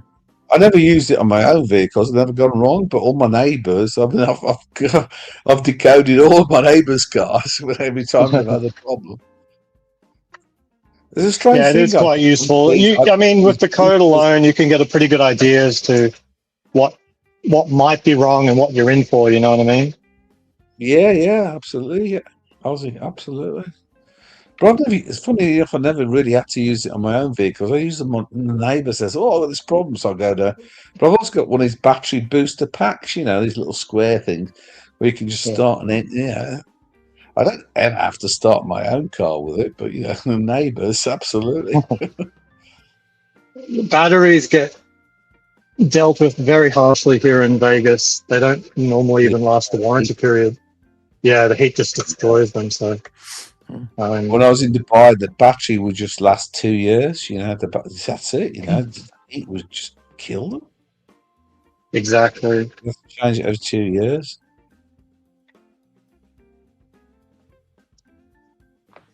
You lived in Dubai, Dodger?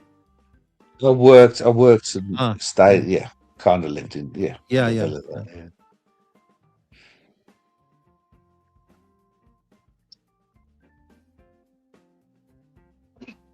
So Aussie, I don't think you're gonna make it to Vietnam, are you, mate? No, it's I know. too difficult to the reason again. What about Singapore? Can you come to Singapore instead? Not on this time frame, I don't think. All right. Maybe next time. Plastic fucking clips. Awful.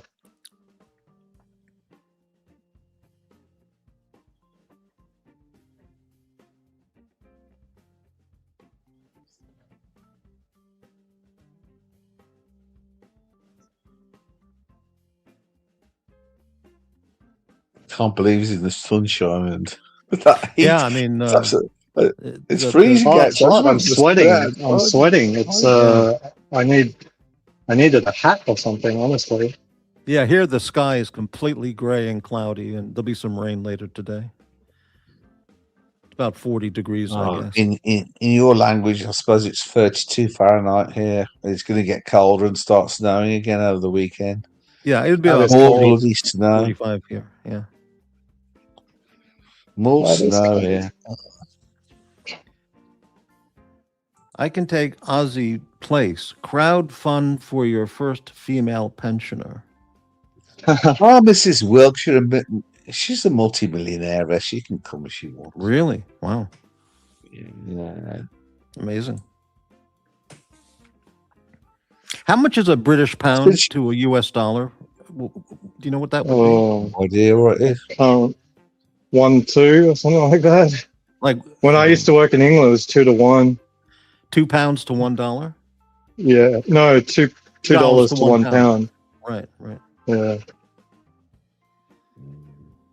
Oh shit! I hear that since Mrs. Wilkes got a divorce settlement with Mr. Wilkes, she got a few million. You know, Oh, part of really? the divorce settlement from Mr. Wilkinson. Yeah, absolutely.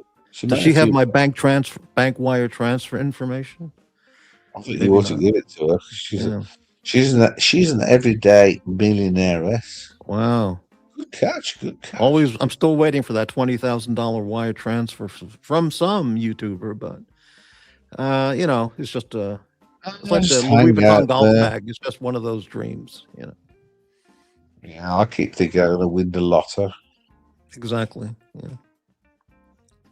Me and Mrs. Dodge said, well, if we win the lotto, what would we do with it? Well, we don't need it, yeah. If I won like multiple tens of millions or, hundreds of millions in the Powerball or something, I'd do great things with it. Yeah. Yeah. Well, Mrs. Wilkes, you should at least buy Morty a coffee, you know. You don't have to be rich just to buy Morty a coffee, for God's sake, for putting a show on for us. Yeah. At least a savory pork pie.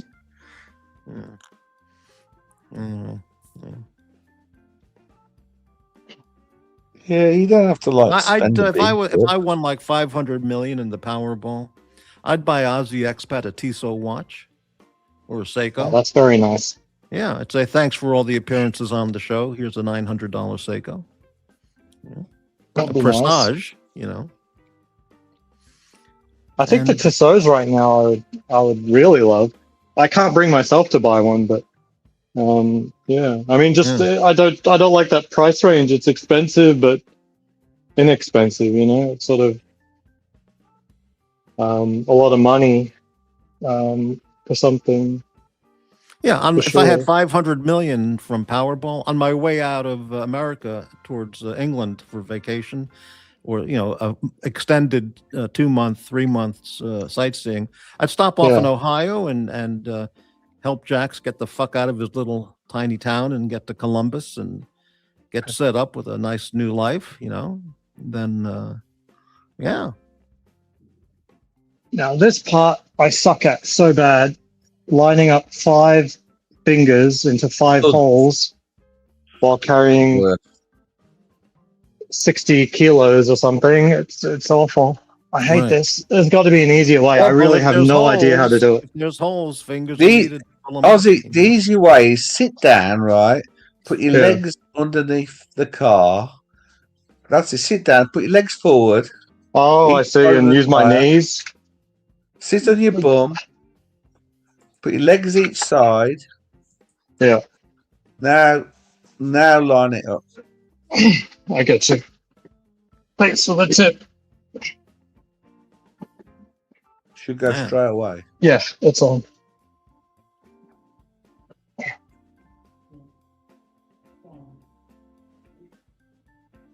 There we go. Good job. Yeah, it wobbles around a bit. You have to get the nut on quick. Yeah. Oh, you've not got the nuts ready. Oh dear. Oh, they're right next to me. It'll be fine. It'll be fine. Yeah.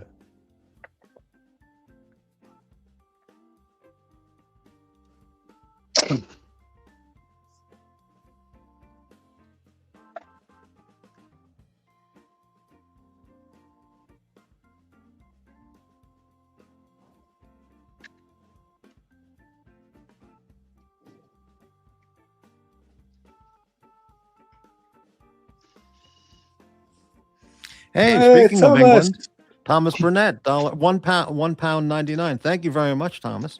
Burnett. Morty luxury quality content, EDM grift payment. Yeah, thank you very much. Well, guys, I never grift, I never ask, but just buy Morty a coffee, putting on a show for all watching it. Just one coffee. What's it cost to buy him a coffee? Thank you. Yeah. Mrs. Wilkinson, Davy Smalls, could never ask, my dear, but if you want, that would be nice for Morty. Oh, it's not nice. Hey, Brightling, how's it going?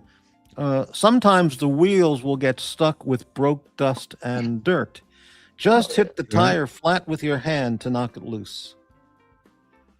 Yeah, Wow. yeah, sure. Sometimes use rubber mallet. Yeah. Everyone here knows how to absolutely. change tires and do oil changes and transmission got fluid. a I don't know how to do talented- anything with the car. Talented audience. Hey, Davey Smalls, thank you very much. $4.99 super sticker. Appreciate that a hell of a lot. Thank you.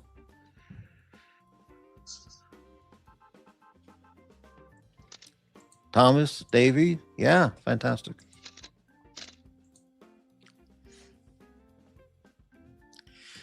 Rottweiler Rolex. I'm confused. Aussie says his wife would find it weird if he super chat, but he can do topless workout streams in front of 50 men. Well, get it. there's weird personally, she already knows that, but weird financially, I don't know. Got it. Okay.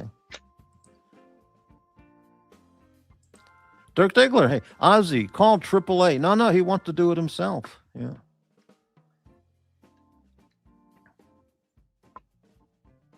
Yeah, no, I understand this question. There's a difference between doing nude workouts for an audience of men versus super chat. Oh, they're different. Yeah.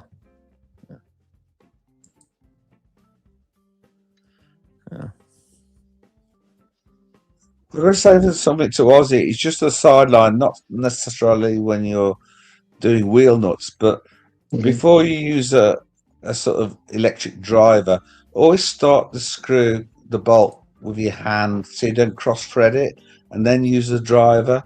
Because if you look, I'm going backwards first, actually. I go backwards to make sure that I can feel the thread catching. Yeah. Yeah, Dirk, Ozzy's been wearing safety glasses the whole time. So, well, when I was under the car, I did. Oh, under the car, yeah. Breitling. Problem is, with a lot of auto shops, is you don't know if they really change the oil and with what kind, and also if they actually rotate your tires when they say they will. 100%. 100%, I agree with that. Shifty. In Poland, they dump half the oil out, then top it up with God knows what oil. Yeah, a lot of those people in that business are kind of shifty, snaky. Yeah. Car repair business, that kind of stuff. Service. So you best off doing what Aussie does. Do it yourself.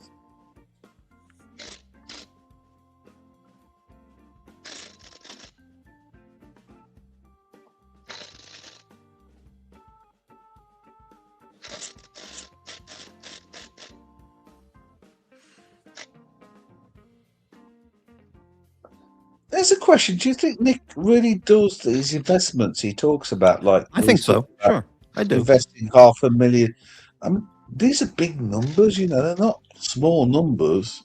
There's a lot of EDMMs out there. I'm not saying he is, but no, I think he does all those investments he talks about. Yeah. Jeez, big money. He wouldn't have said he lost 3 yacht masters if he wasn't really feeling the pain. Yeah. It's like I couldn't do it. I just couldn't. I'm too scared. I'll be right back. Do those yeah. I can back myself by working, making money out of my own work, but taking risks on that sort of thing, I just couldn't do it. Well, yeah. I've got all of my worth in stocks and Bitcoin, like 100%. Near 100. I've got a couple of years of cash in expenses, but Aussie, I've never been confident enough to take those risks or understanding what I was doing with those kind of investment risks or understanding investments at all. And that's always been my problem. Yeah, Dirk, we covered the torqued wrench content earlier, but yeah, he's got the right wrench, whatever he's using. Yeah. No, I don't actually. I don't. Oh, you don't? Oh. No. My 1/2-inch drive torque wrench. I've forgotten that it's broken. The only one that I've got left is this 1/4-inch drive, which has served me okay for most things, but not for the wheels. So I probably have to go to the Harbor Freight and buy myself a nice 1/2-inch drive torque wrench after this, just to make sure it's all hunky dory. Yeah, Rottweiler. I think you're right. Yeah. Aussie, you know to tighten them diagonally, don't you? You know, go diagonal and tighten them. Yeah. Yeah, I did the star pattern. Yeah, on the ligaments. So they're just all torqued to the same level. I mean, that's probably overkill, 300 foot-pounds, but we'll see. Now I got to check the tighten them, temperature again. Tighten, yeah. Tighten and quarter turn. That'll be right. Okay. It's gonna be good. All right. Time for the last drain.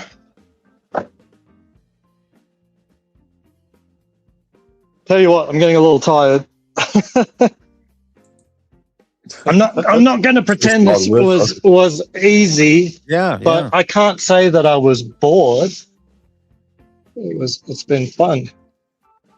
So Aussie, is this more hard work than an investment? Are investments less work than this, or? I have fun with both, really. Oh yeah, you shouldn't kick yourself about not, doing stocks and stuff. We all grow differently financially and grow with what we're comfortable with. I mean, I started my career in finance, in the stock market. Right. So, okay. Fair enough. Yeah, I'm very familiar. I used to be a professional, quote unquote. So I don't bemoan anyone who's like, "Oh, that sounds crazy." Now, don't know how to do that. No, I'm not saying crazy. My brother says the same because he's like, I won't say how much money he's got, but he says to me, "Why do you do that?" I only have so much money, in my pension pot, and to risk it like that, if I made a mistake, I'd lose everything for both of us. And I'm just not confident in knowing enough about it to be able to do it. Yeah. I wish I could, but I'm not got the balls to do it. Your time horizon is probably quickly shortening too. I don't want to be crass, but middle age isn't the time to start. Yeah, Aussie's finance is kind of like, don't do this. I'm what you call a professional. Breitling, big numbers with Nick would have to be the case. He sat home and live streamed for years, 12 hours a day. He isn't retirement age unless it's big numbers, although he did play the poor boy role. Right. Rottweiler, 300 foot-pounds. Yeah, I Toyota remember that. Yeah, 76. Pay for his meds and that. Yeah, that sounds about right. I was on Fahrenheit. Sounds about right. But I'm not sure my BD2 center's quite right, actually. Yeah. Dirk Diggler, I don't want that wheel falling off with the wife and the kids, Aussie. Aussie, I can care less. Right, I get it. Right. Now, if he's tightened them up in the star pattern and given little them at least a quarter of a turn, it's going to be fine. He doesn't have to worry. They won't come off. Yeah. He knows enough. He's done the star pattern tightening and quarter of a turn on top. Jobs are good. Just check them, drive it for a bit and just check them with your hand. If a nut comes loose, if you got it wrong, just tighten it back up. Hey, we've got 6 thumbs up. If people appreciate this channel and the content, please consider a thumbs up. Give it a like. Well, hang on, I'll go on to If you hate Morty and his Viking diner, give it a thumbs down. Thanks very much. There you go. I forgot to do it. There you are. I've done it. Yeah. Thank you very much.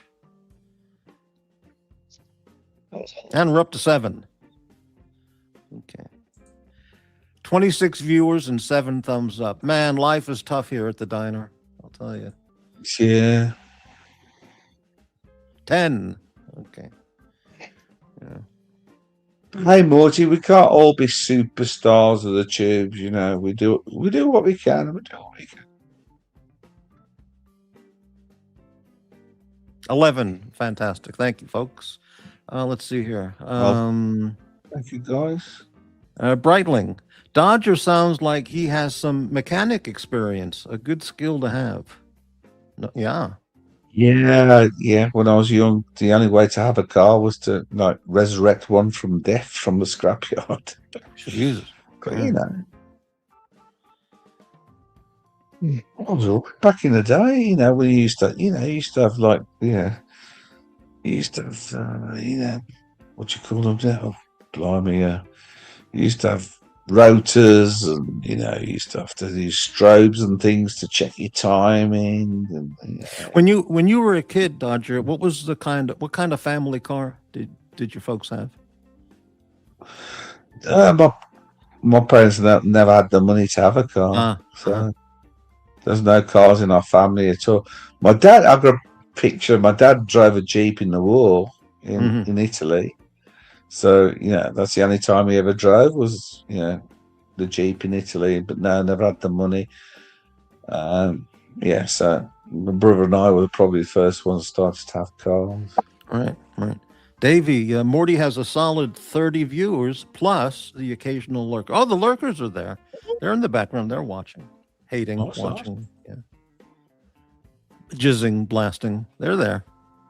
That's technically it, but since no transmission oil came out, I think it was running too hot. So I'm going to have to wait for the whole thing to cool down before taking everything down.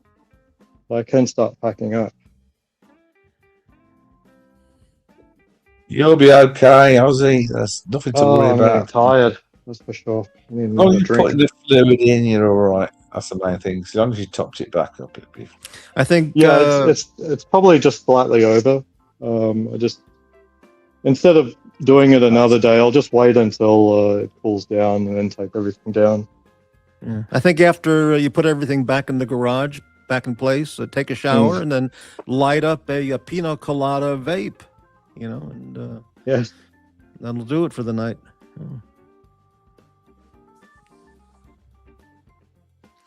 Hello, Hurritan. Hello, Morty. Your latest videos have made many in the Archieverse contemplate life. You think so? Wow. Really? Pretty deep. Probably good. Probably a good thing. Okay. So what are your latest videos? Have you been doing shorts or something? Morty, I just put up one short a couple days ago. It was very funny. Yeah.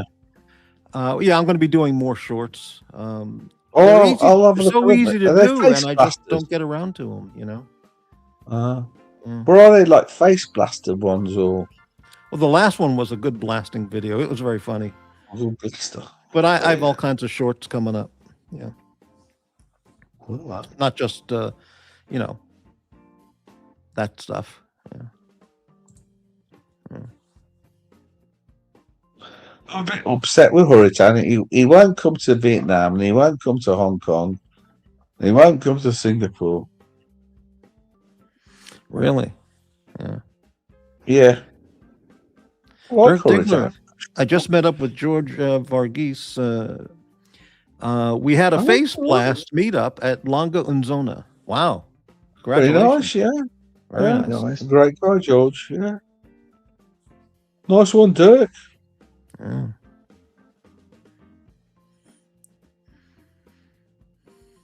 If you're going to have a meetup with another YouTuber, you might as well make it a face blasting meetup. Yeah.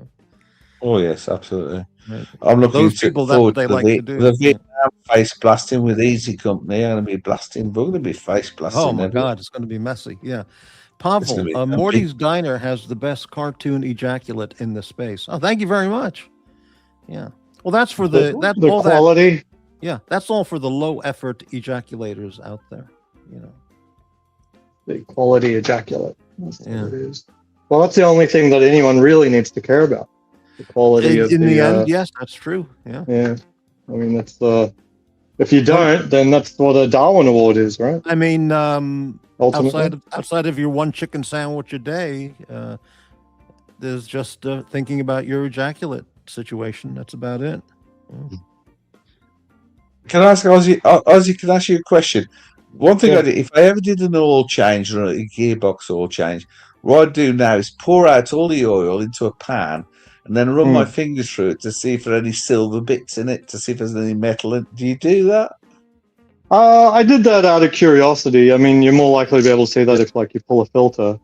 But I mean, what exactly are you meant to do if you No, what would you do if you? I should run my fingers through and see if there's any copper or metallic bits when I drain the oil. Sure, but if you found some, what would you do? It's paranoia. Yeah, What would you do? but I'm not saying it's just it's you know it's something. It's sort of like getting a blood check at the doctors. But ultimately, if you did see that, what would you do? I mean, as long as you're maintaining your car as best as you can. If I saw copper bits on my fingers or silver bits, I'd sell the car straight away. Right. Okay. You get rid of it. Okay. Yeah. If you had a Sell that Fiat copper and the car. Yeah. or a German vehicle. Yeah. Wow.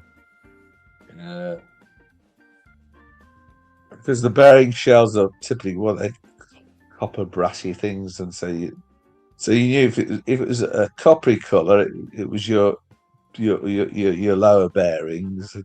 If it was silver, it was like metal coming off your cylinders. Mm-hmm. So, can you hear me? Oh yeah, yeah. Okay. Yeah. So I've got I'll show you. Hold on. Whenever I am curious, I have one of these. Am I on camera? I mean, let me make that larger. Yeah. Give me 1 second. Okay, you're on full screen now. There's a company in America, and I'm sure there's more than just one. Kyle proved it. But they're called Blackstone Labs.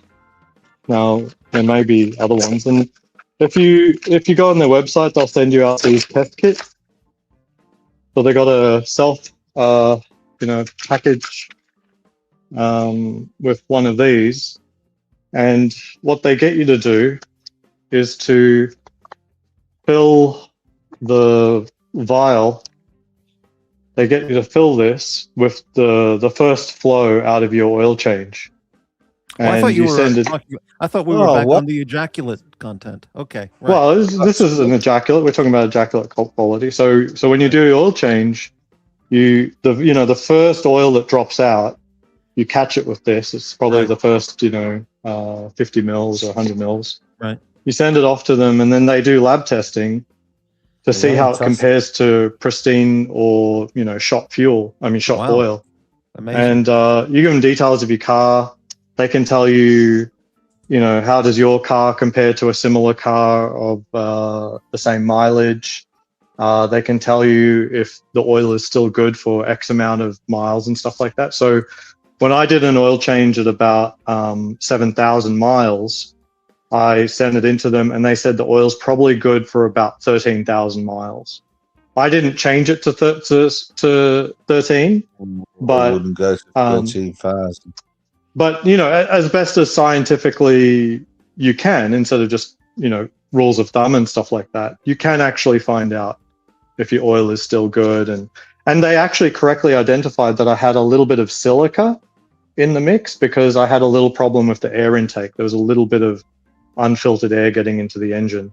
So, it was like a pinprick sort of level, but it was enough to detect on the actual lab test. So they're not just faking the lab tests. They specifically knew, hey, there must be something wrong with your air intake because we're spotting a trace amount of silica in this oil. And I was like, yep, there is. Wow. I didn't tell them that. Like they knew just from the test what kind of problem there might be. I don't think it's worth doing that every time. But yeah, it's amazing. I thought it was fantastic. Like, not only did they just give the levels, they actually provided expert analysis, i.e., well, the silica is indicative of this, so that's pretty awesome. It's awesome because that, like, if it goes bad, it's time to sell the car, and you'll sell it before it blows up on you, and somebody else. Yeah, they could tell you, like, we're only finding pure metal shavings in this. Maybe you can't see it physically, but we could tell you, like, this is a serious problem. What I had back in my days, put my hand in it and just sort of lift it out and just see if there's any spot. If there's sparkly bits on my hand, I knew I had a problem. Yeah. And there was some, as I say, it was either copper or silver from the bearing shells or the upper cylinder. I fucking hate this Stanley kit. What's his welding? Checking it. Jeez. I'm down to 2 clips on this socket set. It's holding together by a thread.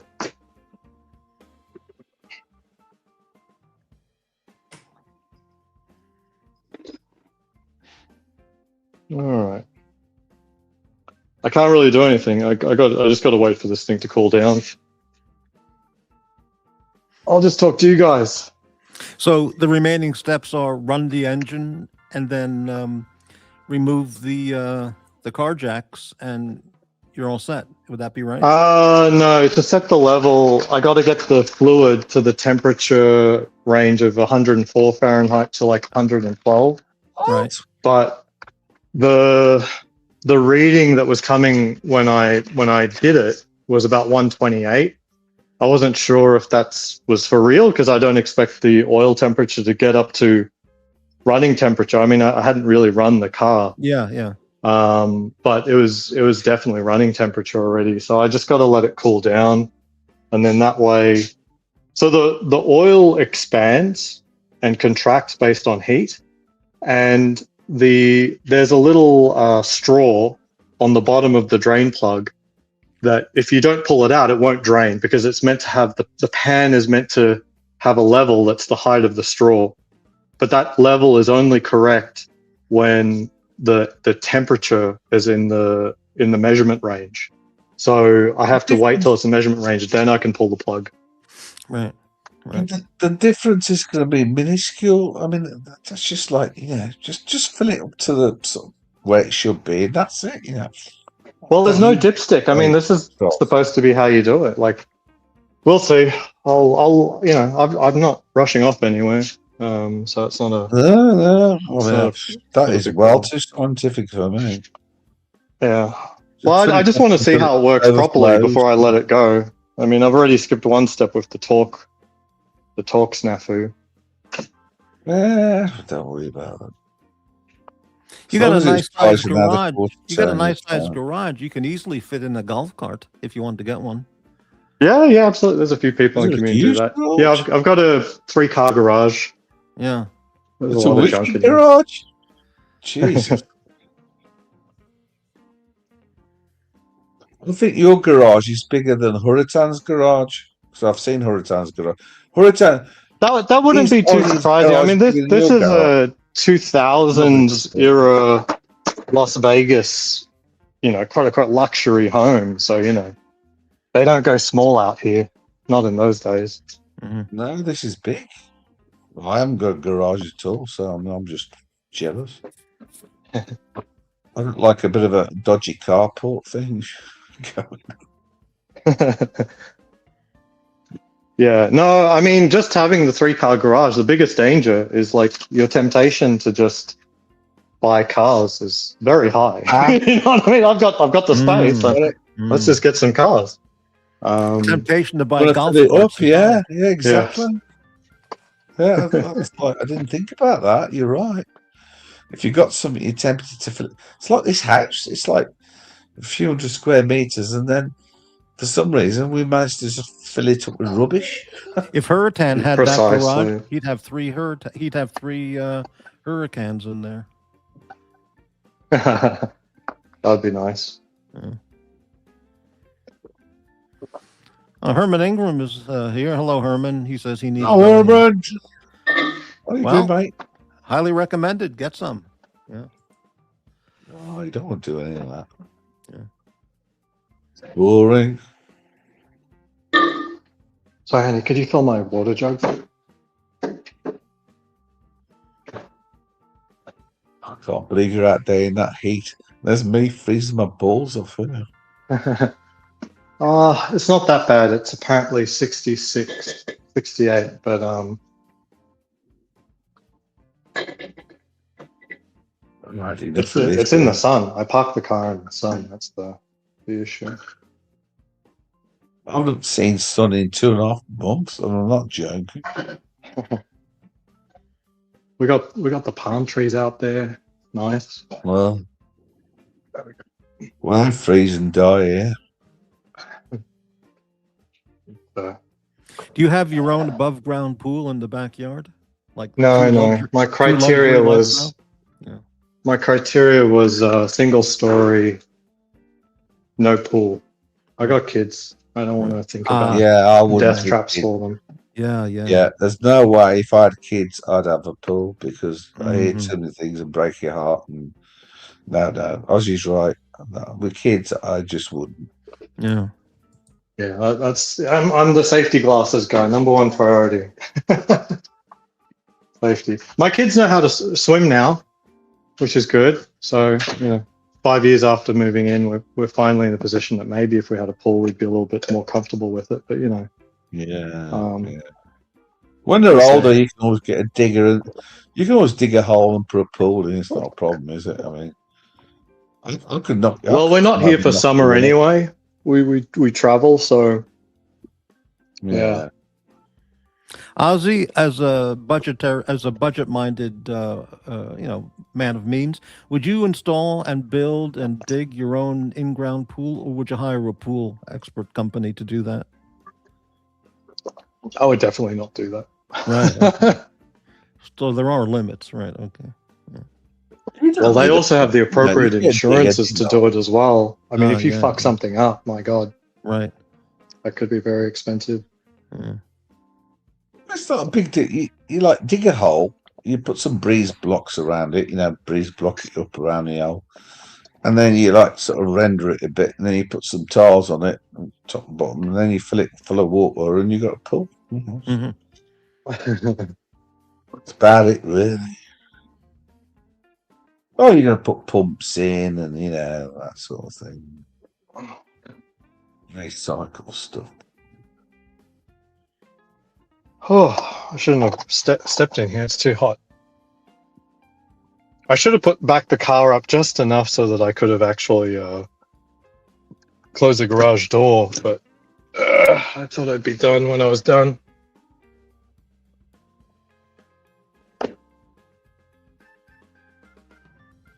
Oh.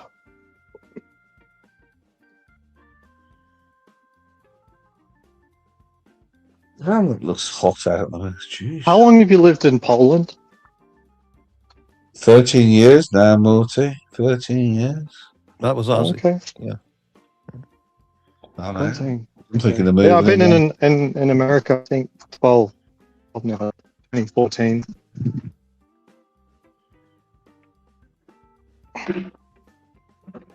Where do I go next? That's the question. I'm getting itchy feet. I'm definitely looking in about 5 years, I think. When the kids hit middle school, then I'm either paying for private schooling, which I have budgeted for, but there also are parts of the country that have good public schools that are just as good. And so it comes down to education budget is effectively, in America, it's effectively rent plus tuition is your education budget. Because you can either move to an affluent area that has good schools, or you could pay for a private school and not live in an area that has the schooling for it. So, yeah, for parents, real estate isn't real estate, it's schooling, really, in America. So, Aussie, you plan to stay in America now? I at the moment, I feel it's good for kids. At the moment, I feel it's the better place for kids. I have a lot of options here. Again, I can homeschool. There's micro schools, there's charter schools and private schools and public. There's lots of options, and I appreciate that. In you know, for sure, there's other countries that have good schools. Perhaps not. You know, it's what you're comfortable with, though. Yeah. Yeah, no, like I'm not trying to achieve the average, you know. That's the main thing to get a point. It's like I want it to be the best for my kid. And that doesn't mean like paying the most money. It means what works for them. Doing the best for the kid, yeah. No, you've got, any father's gonna do that, kids come first. Any parents, I remember my mum and dad, us kids came first. I know that. Yeah. Otherwise, almost any country I'd be happy to live in for a little while. Be fun. There's some I wouldn't, but I get to that. But. I'm sure like any country could be fun. I would not necessarily have small kids, but if you're able to take your finances with you, it's hard not to have fun. I'm happy here, but the winter's just killing me. I just couldn't get out of it. I just can't deal with it anymore. The old, arthritis, double hip replacement requirement and everything else just doesn't work. The cold just isn't suiting me. Mm-hmm.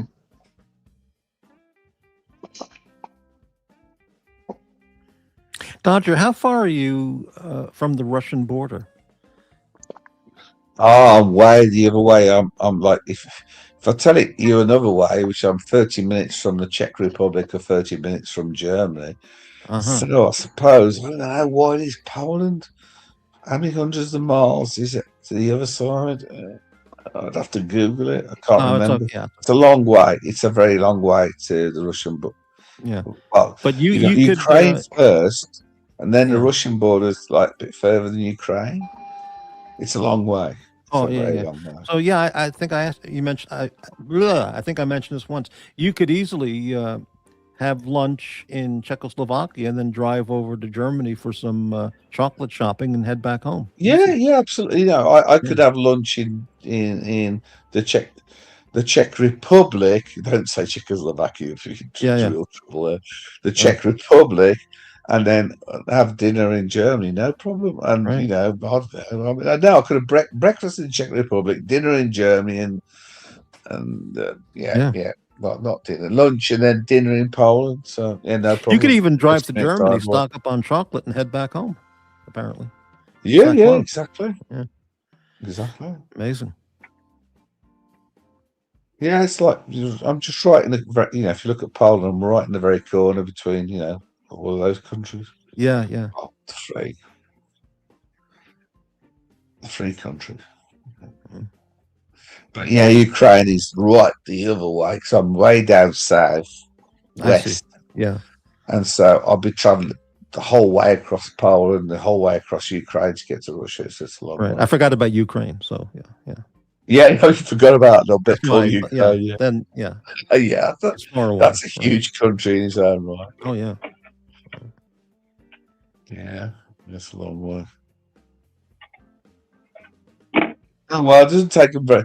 Mind you, they're saying all these distances. It didn't take them very long to invade them multiple times. So I suppose distance is no problem for Ruskies to come and invade.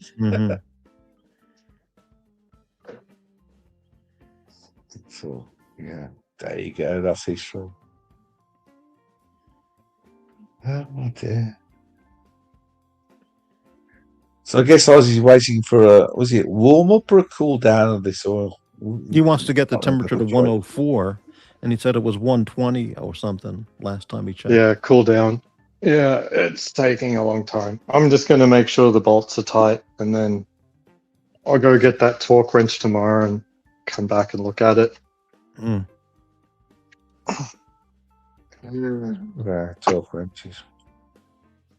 Is a torque wrench? Would a torque wrench be used on anything else in a house for house repair or anything? In a house? Yeah.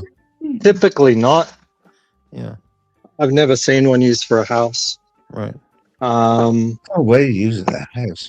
For guns, yes. Guns, but not a house. Yeah. Well, a house is not a house without a supply of guns. Right.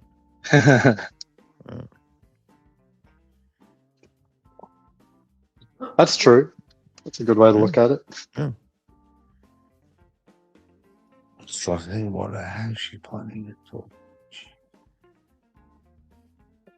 But the car, like every single thing with a thread has a torque spec. Potentially Loctite as well. That's something else they invented since 1980 as well. Before then, we didn't worry about torque wrenches. We didn't worry about Loctite because I don't think it existed. So the car would just rattle to pieces eventually. Look who just stopped by. But it rattled to pieces after 30 years. Now cars rattle to pieces after sort of 8 to 10 years. By design. 3. They're rattled to pieces by design now. Hey, look who just stopped by. My very, very good friend Tommy. It's insane how difficult it is to use a Windows phone in 2026. they kind of explicitly discontinued those, so that doesn't surprise me. It was very hard to use them back in 2016. That stopped a long time ago, Tommy. My God, man. Yeah, they released like the Mango update and then Windows 8, and it just destroyed everything. Like everyone who bought a Windows phone was screwed. Anyone who'd ever developed for a Windows phone was screwed. You know, Microsoft had more market share than Apple does today. The Windows phone sold more than in market share than the iPhone does today. Like they got to a peak of like 16%, something like that. And even today, I think Apple is about like 10%, 12%. So they killed it with market share equivalent to Apple's market share today. It's unbelievable. I, as a computer scientist, Windows Phone, the actual operating system, was actually pretty brilliant. It was pretty good. It was pretty good. I still think Android is the best, just from a computer science perspective. I'm not talking about you like iPhone, I like Android or something like that. Just from a computer science perspective, Android is really incredible. But the Windows Phone was really good too. Really, really good. iOS is still has the remnants of the Apple II inside of it, honestly. It does. Now, it doesn't have any lines of code, but a lot of the design ideas and processing ideas come all the way back from the Apple II. The idea of the computer appliance and stuff like that, no multitasking. Now, they jerry-rigged multitasking in after the fact because I realized that everybody wants it, but it was never really designed for that. Hey, Mark the Shark. The Apple info is way off from Aussie. Well, you tell me what I'm off on. Like what I'm talking about is the iOS and Apple. Like if you go back to System 9, the whole thing was designed around the idea that only one application was running at a time. Now, yes, with the move to OS X and Next Step, that technically wasn't true, but from a design perspective, and especially when iOS all the way up through iOS 8, there was no support for background. The idea of having multiple applications running at the same time, that's not what happened. Processes, no, back in the day, it wasn't there. Yeah, but there were always background processes in Android, and every single application runs in its own user land. It's got its own completely different user ID in Linux. So to say that one application is able to steal information from another application, it would imply that all of Linux's user level controls is broken, which is phenomenally mature system to say that that's happening to, because we're talking about servers all over the world running Linux, not just some people's phones, you know. So let me know. Like, I'm curious. I mean, you know, I understand my take is nuanced or might be difficult to understand, but yeah. Or maybe you want to hear why I think Windows Phone was actually cool, because it was cool. Aussie, RM minus R star. Yeah, not good.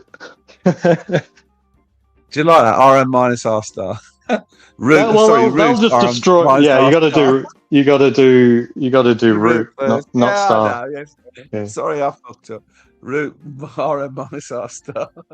Yeah, love it. Yeah, amazing. Well, you got to do sudo. Like, you're not really going to get too far trying to delete it as a user. Nah, of course you can undelete anyway. Of course, nothing's deleted unless you like. Well, you're deleting more than files when you start deleting stuff. Unless you write zero, you're never going to delete it. You know, the shadow's all in it. It's always going to be there. People think when I delete stuff, it's deleted. No, it's not. You can get at it all. Hurricane is all Lambo and weed talk. Most of his comments, which is Hurricane. Morty, do you blame today's strong weed on horticulturalists like Mike the Snake? I blame it on. I'm not using the word blame, but the strength of weed has gone up extremely high. You know, and because people want more and more and more of a buzz, because they just need more. They want more. They want more because people are just zoned out completely. So if you're going to zone out, do it all the way, baby. You know. And besides, what's a little brain damage? You know. Nowadays, what's a little brain damage? It's okay.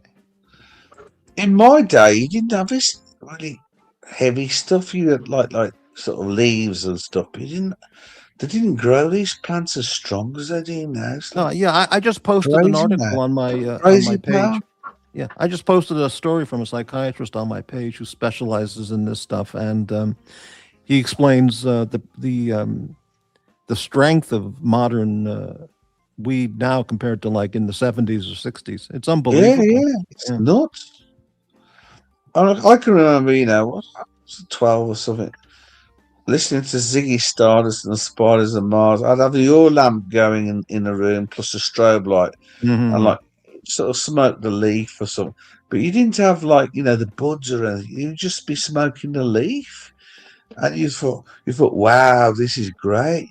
But the stuff they grow now, it's like, Tommy, didn't you buy a Sony phone and return it?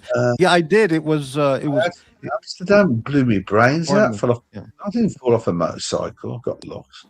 Wow. Jeez.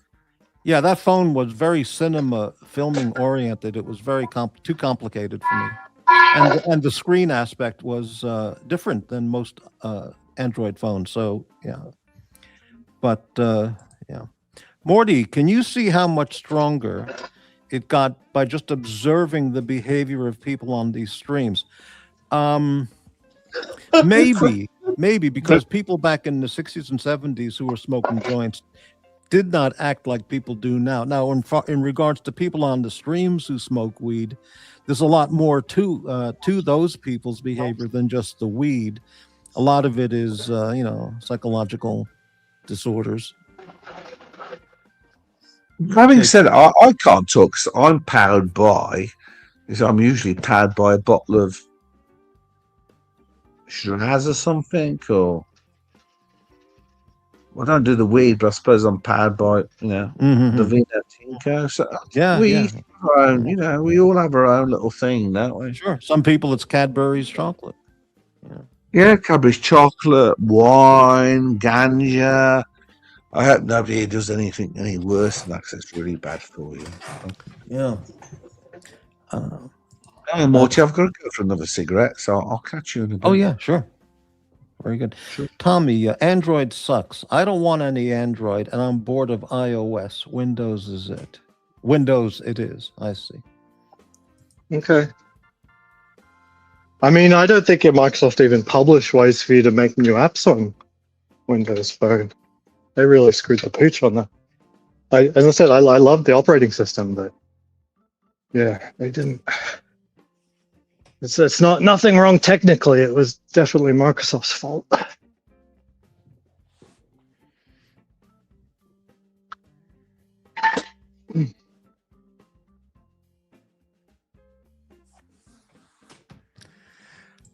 I don't want any apps, just calls, text, and camera. I wonder, Tommy, did you buy a hard shell protection case for your Windows Phone? And if so, how much did you pay for it? 500, 1,000? Was it made in Switzerland? Just curious on that. Yeah, or just $19.95 on Amazon. Mm-hmm.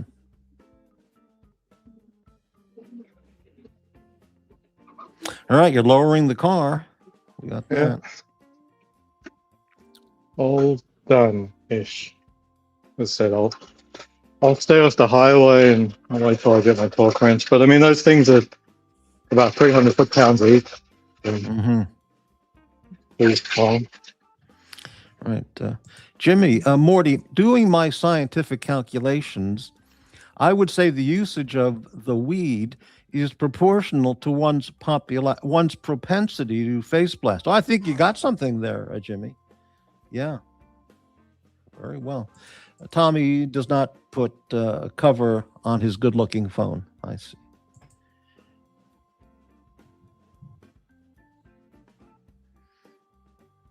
Yeah.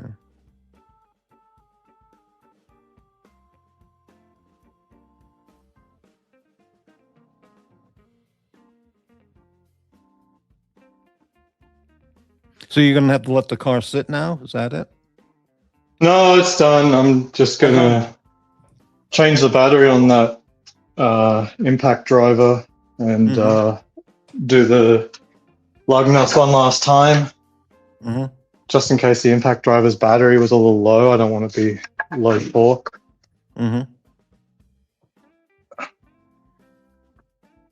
It's always possible. Tommy, I did buy a Sur guitar. Well, congratulations. Very nice. Yeah.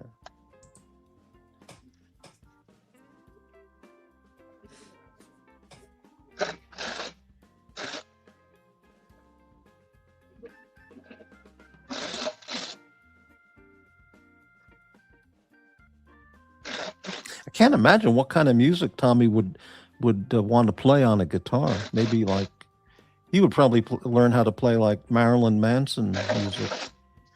I don't know what Tommy would play. I can't picture him musical at all. Okay, I think I have to go pick up my son. Right. It's school time. It's the end of school. All right. Well, I want to thank you for providing today's bulk of today's content. It was a real surprise and it was good. Original. Yeah. I'm a little bummed that I didn't have the torque wrench that I thought I did, but apart from that, mostly successful. Yeah. Didn't make the hugest of mess. Could have been easier. Next time. Yeah. I'll probably go at it again next oil change, just to make sure.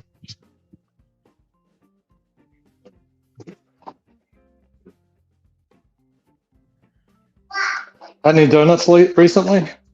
No, donuts are not good for me. I just, I mean, they're just pure sugar and, flour. But, I mean, of course I like them, but nah. I haven't had a donut. I haven't gone for a donut since over a year ago when I went to Voodoo Donuts for the live stream. Okay. Yeah. Okay, what do I need to go to the store? All right, I'll drop off. Good to see you, Morty. Maybe I'll be back on later. Great. Thank you so much, Aussie. All right. See ya. Great. See you later. Thank you. All right. Tommy, you strike me as a prepaid Metro PCS user. No, I can't afford the Metro PCS. That's out of my price range. I can't afford that. All right. Davey, after almost a year, my new Fender Squire sounds good after breaking in. Wow, terrific. Yeah. Nothing wrong with Squire guitars at all. I don't like the necks on Squires. They're too small. They use what they call a C neck, and I've had Squire. Do I have one now? No, I don't have one now, but I used to have them, and they're very nice. If you get a good one, they're pretty nice. Let's take a musical break. Let me click that off. And I need a break as well, if you know what I mean. So let's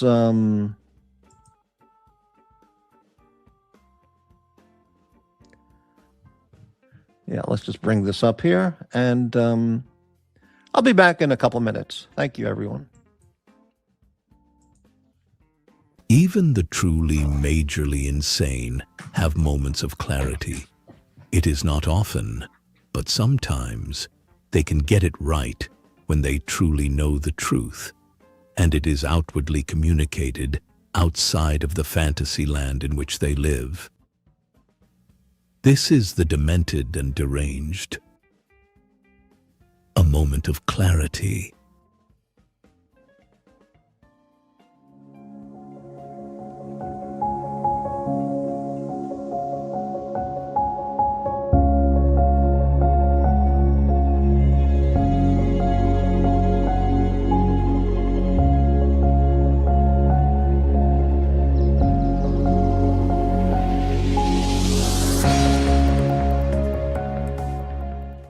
mental fucking illness is everywhere in this fucking whole. I gotta honestly say, my assessment, I think Crappie's the most normal fucking person out of everybody. Yeah. Yeah. That's a good point. You know, he's a nice guy. I gotta honestly say, my assessment, I think Crappie's the most normal fucking person out of everybody. Yeah. Yeah. That's a good point. You know, he's a nice guy. He is a nice guy. Even the crazies know he is a nice guy. A sane guy. That Morty, he is a nice guy. The asylum knows that Morty is a nice guy. Yeah. Yeah. That's a good point. You know, he's a nice guy. Mental fucking illness is everywhere in this fucking whole. The demented, the deranged, no Morty is a nice guy. Yeah. Yeah. That's a good point. You know, he's a nice guy. Mental fucking illness is everywhere in this fucking whole. I gotta honestly say, my assessment, I think Crappie's the most normal fucking person out of everybody. Yeah. Yeah. That's a good point. I gotta honestly say, my assessment, I think Crappie's the most normal fucking person out of everybody. Yeah, that Morty. Oh, he's a nice guy. Nice guy.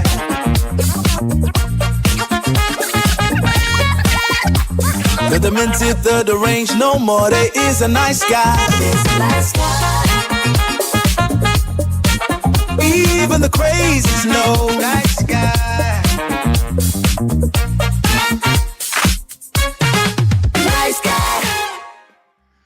That's the best song, period. It's the best. Fantastic. I'm back. I've smoked. I'm done. Where's Aussie? Aussie gone? Aussie had to pick up his child, pick up his son. So he's I thought it was wait. How's he going to pick up his car's on axle stands? Has he got another car? Yeah, no, he's all done with the car. It's all done. Yeah. All right, it got to the right temperature and everything. Yeah, it's all done. Yeah. Fantastic. Wow. Amazing. Amazing. Mm-hmm. He spent about 2 hours on that because I've been here 2 hours 40 minutes, and he came on pretty much when he spent a little over 2 hours on the whole car thing. He's done a good job. He's done a good very job. thorough, very thorough. Yeah. Saved himself a few bob, as they say in England. Bob being money. Mm-hmm. Yeah, acronym for money. Bob, a few bob. Saved a few bob. Yeah. All right, let's get back on the comments here. Tommy, there it is, a real chuckle. Only took 2.5 hours. Yeah, I'm gonna give you the nickname Chuckle. You chuckle on the other channel. You're always chuckling with whatever the blaster says. You always give a chuckle, a giggle, a chuckle. Yeah. So anyway, Chuckles. Yeah, he's a nice guy. He's damn right.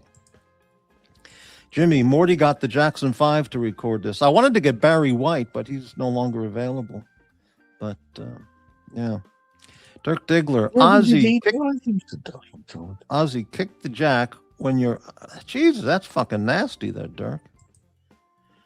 All right. Oh, Dirk, don't say that. It's happened to me accidentally a few times. It's not fun when it drops. You're just glad you got a spare tire and a couple of bits of wood under there just in case. That was some real viscountness, Dirk. Yeah. McLobster, I see nice guy with a Grammy nomination in 26. I think so. That's Grammy material. In fact, it's better than most Grammy material nowadays. Yeah.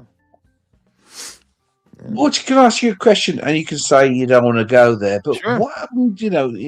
Between you and Curdy, what was your occurrence of?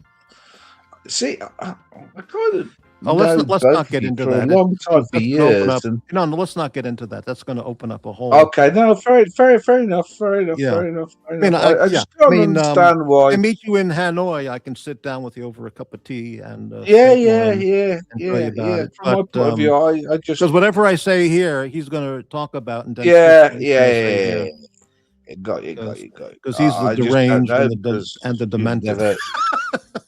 you've never been true. like you've always been like on the tubes. You've been pretty neutral in terms of stuff. Well, I caught part of your show last night, and I heard one whopper of a lie, which even I had to raise my eyebrow, like, "Wow, that's a big one," you know. But no, it's just amazing. Okay, fair enough. One day in Hanoi, yeah, we'll have a chat. Yeah, I'll get a bottle of snake wine and some eel. Yeah, snake and, wine. I'm not tell you sure that. about going to Snake Island with Easy.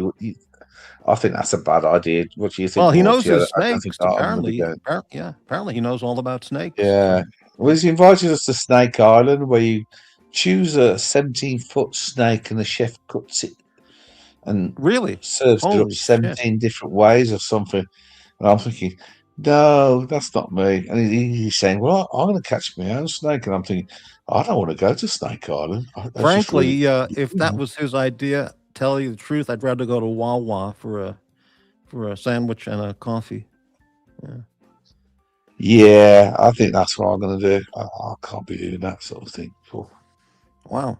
Going to some Snake Island, chopping up a snake into 17 different pieces and having it served to me in 17 different ways is not my idea of fun. Davey, let's open that can of worms, baby. I'll sponsor the opening of the can. Okay, I'll tell you what, 10,000. Yeah, Davey. You send Morty, enough cash, we'll open the can of worms. Yeah, I'm sure 10,000. We'll bring it out and do it. No, come on, get more realistic now. It's like I mean, $100. I don't know, Dave. No, not 100. No. Davey, he Not might 100. be. Okay.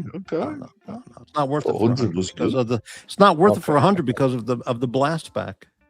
So. It's not worth the 100. And all the chuckling Tommy will be doing, so it's not worth it for 100. Yeah. McLobster, I just picked up a real winner of a scotch for not much money. Shocking reality. Shocking, really. Well, what did you get? What's it called? Wawa Scotch? What is it? Well, I'll check it with Ken. Scotch Down Under will tell me if it's a good one. Yeah. Mm-hmm. Yeah, we can't be opening cans of worms for $10, that's for sure. Not for $10. No, I mean, come on. Not for $10, no. Absolutely. But the story is, Davey, to answer your question for gratis, is everything I've said is correct, and everything over there is all distorted, twisted, sick, deranged, demented, and vicious, and not true. That's your free version of what it is. Okay, it's called Campbelltown Loch. It's a blend. Oh, right, okay. Very nice. Blended. We'll check it out with Ken. Yeah, I'm not scared of a blasting, Gigadwa. I get blasted all the time. I'm not scared of a blasting. I just don't want to deal with it. Listen, if people want to go blasting, let them go blasting away. But I don't want to get involved with it because it's just it's tiresome, and it's signs of psychopathy. That's all it is. Yeah, that's correct, Davey. Even though they'll say it's not the truth. They wouldn't know the truth if their ass cheeks were spread by a car jack and it was shoved inside. Yeah. McLobster. Speaking of car jacks, early before McLobster, channel member. Single malt pricing has spiraled out of control. Really. I don't have any single malt at home. I only have I have a bottle of Bushmills and a bottle of Johnny Walker Black. That's all I have at the present time. Which I like both of those very much. Johnny Walker Black I like on the rocks, and Bushmills I like straight also, but also mixed with the little Coke Coca-Cola or Coke Zero, whatever. It's just a little bit. It's really nice. It changes the flavor completely, obviously, but it's just great.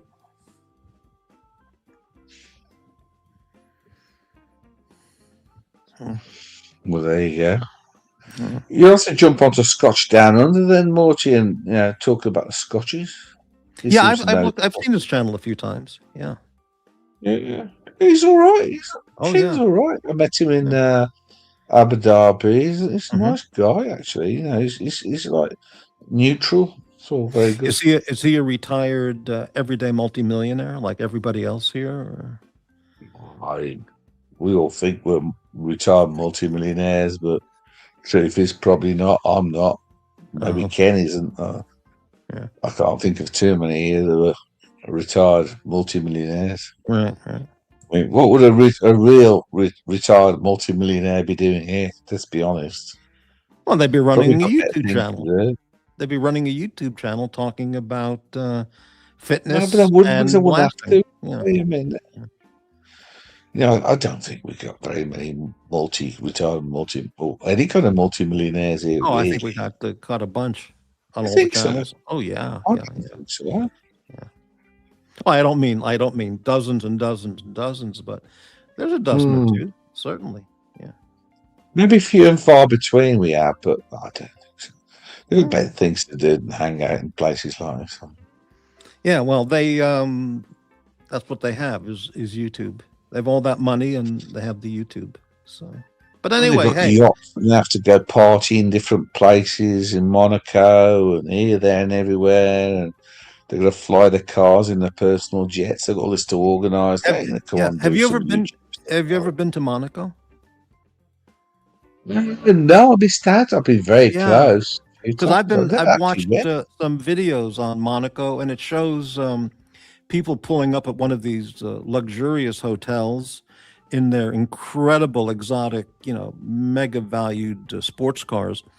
And, they're all very wealthy people, and the women are all, stunning looking, and they get out of the videos are basically they arrive at the parking valet, and they get out of the car and they just, walk into the hotel or whatever. And cars, it's the luxury cars coming and going. It's like a show. And there are people all lined up there with cameras taking videos and pictures of all these extremely wealthy people. And that's all they do. They drive to a hotel or a restaurant in their luxury cars, and they dress up, and then they go home. I guess they watch YouTube when they get home. I don't know. But watch the Morty show, yeah. Maybe, yeah. Miss Daisy was threatening me. They spend all day at the fitness center and the spa, and then they get all dressed up in extremely expensive clothes to get in their, $1 million car, whatever it is. They go to the hotel and hang out at the casino and restaurant, and they go home and they watch YouTube. It's amazing. I think I'd enjoy it. But if you just check, if anybody checks on Monaco car videos, I guess it would show up. Yeah, it's amazing. McLobster, with the Bitcoin volatility, there's likely some every other day millionaires. Yeah, right. That makes sense. Yeah.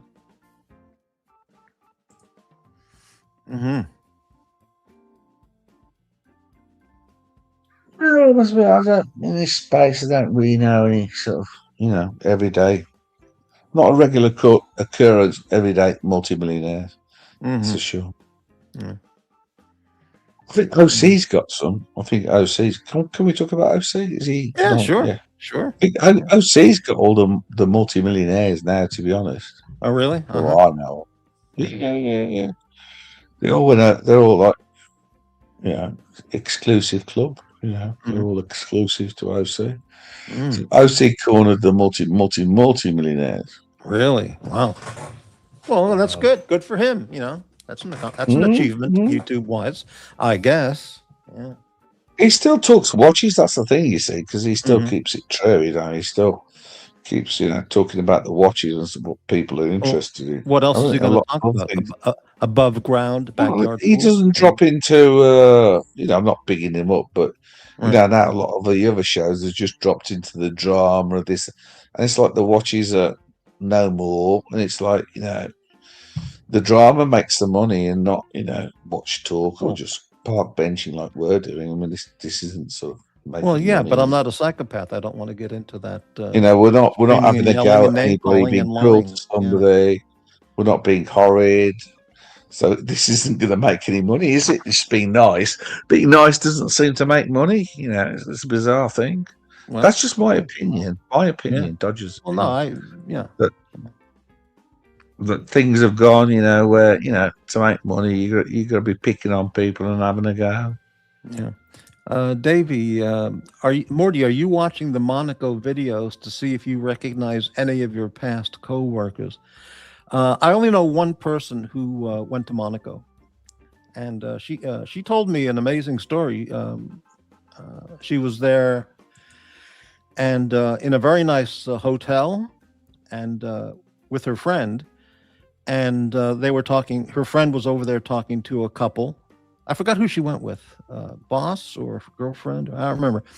And she was in the lobby waiting for the car, or something like that, and just talking to another couple waiting for their car at the valet parking place, And then the other couple said goodbye, and then her friend said, "Wow, I never would have believed we got to meet him," And she said, "This is a true story." She said, "Like, meet who?" She goes, "Ringo." It was Ringo. Yeah, it was Ringo. Ringo's Starr. She goes, "Oh my God, I can't believe it." She didn't even know she was talking to him. That was very funny. Yeah. Wow. Morty, I've got to go because my power, because I'm on this C charger thing. And I've got a proper charger for my laptop, and it's about to die. Great. All right. But thanks for having me on. Thank you very much. Me on, Morty. Great show. You helped make a great show. Well, I wish you got a few more super chats. Tommy's watching. He can dig down into the super chats, but he won't. Yeah, just being tight. Yeah. But anyway, okay. Thank you very much, Dodger. I'll catch you next time, Morty. Later. Thank you very much. Goodbye, sir. All right. Goodbye. Great. Yeah, Tommy.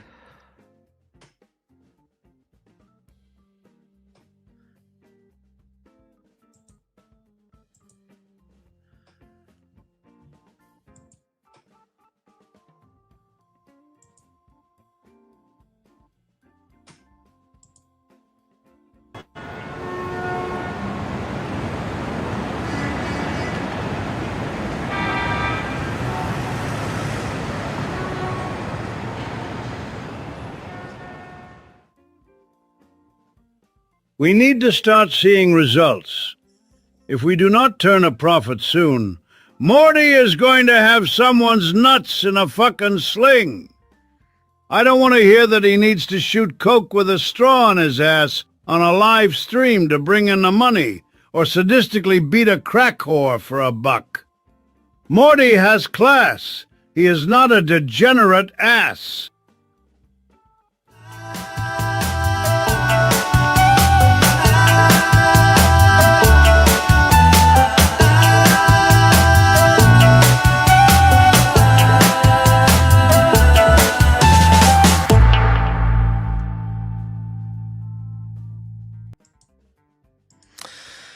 Wow. Amazing. Absolutely amazing. Yeah.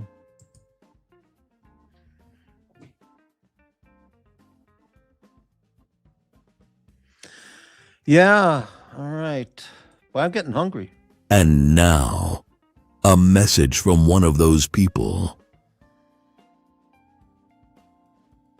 Mental fucking illness is everywhere in this fucking whole...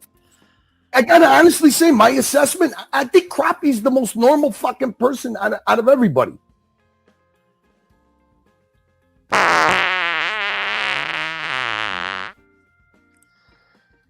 Take it from the insane. Why would you support a gross, vile, vicious, demented degenerate when there is an alternative? Morty's Diner.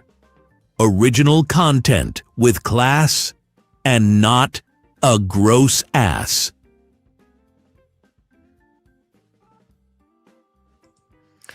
Wow. truth. True. Okay. Hey, Brightling. 1 second, please.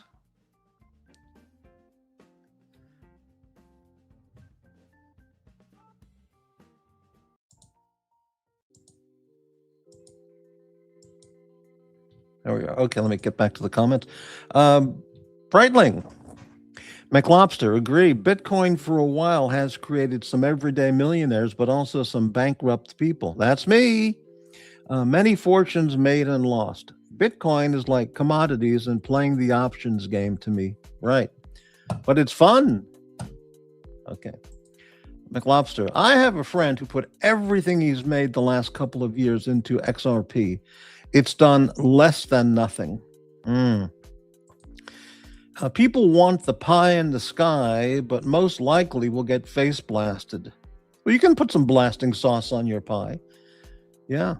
Blast sauce, they should. We can sell blast sauce over here,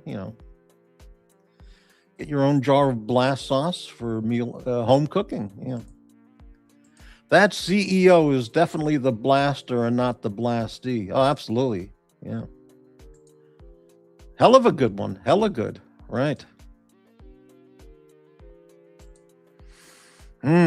I'm getting hungry. I feel like I'm gonna have to wrap it up for lunch pretty soon. Yeah.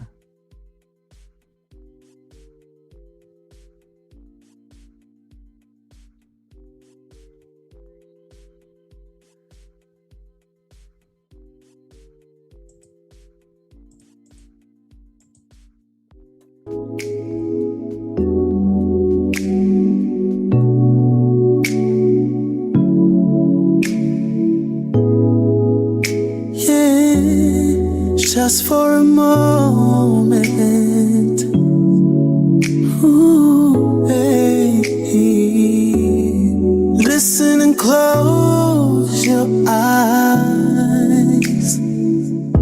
Get ready for my sick and demented ass, baby. I'm going to love you all down. I see the weight upon your shoulders. Super chat my gross degenerate ass.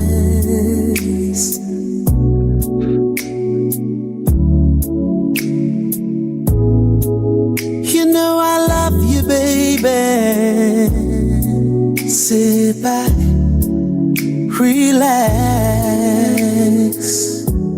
and let me blast.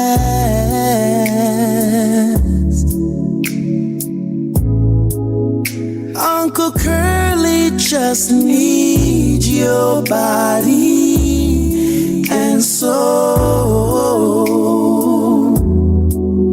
Ooh, yeah. Let me take care of you.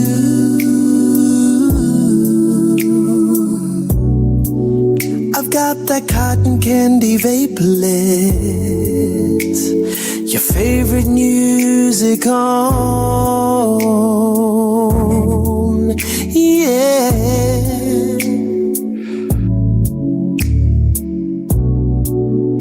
Don't you worry about a single thing, from right now until the dawning.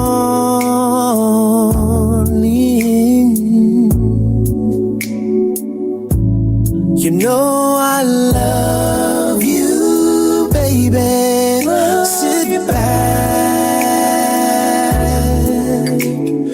relax, and take a face blast. Let me take control. Super chat this ass and let me take control.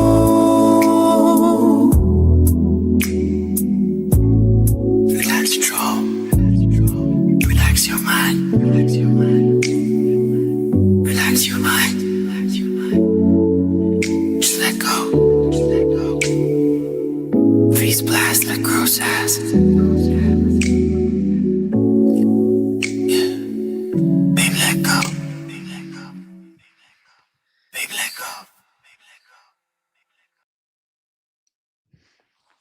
That's just about the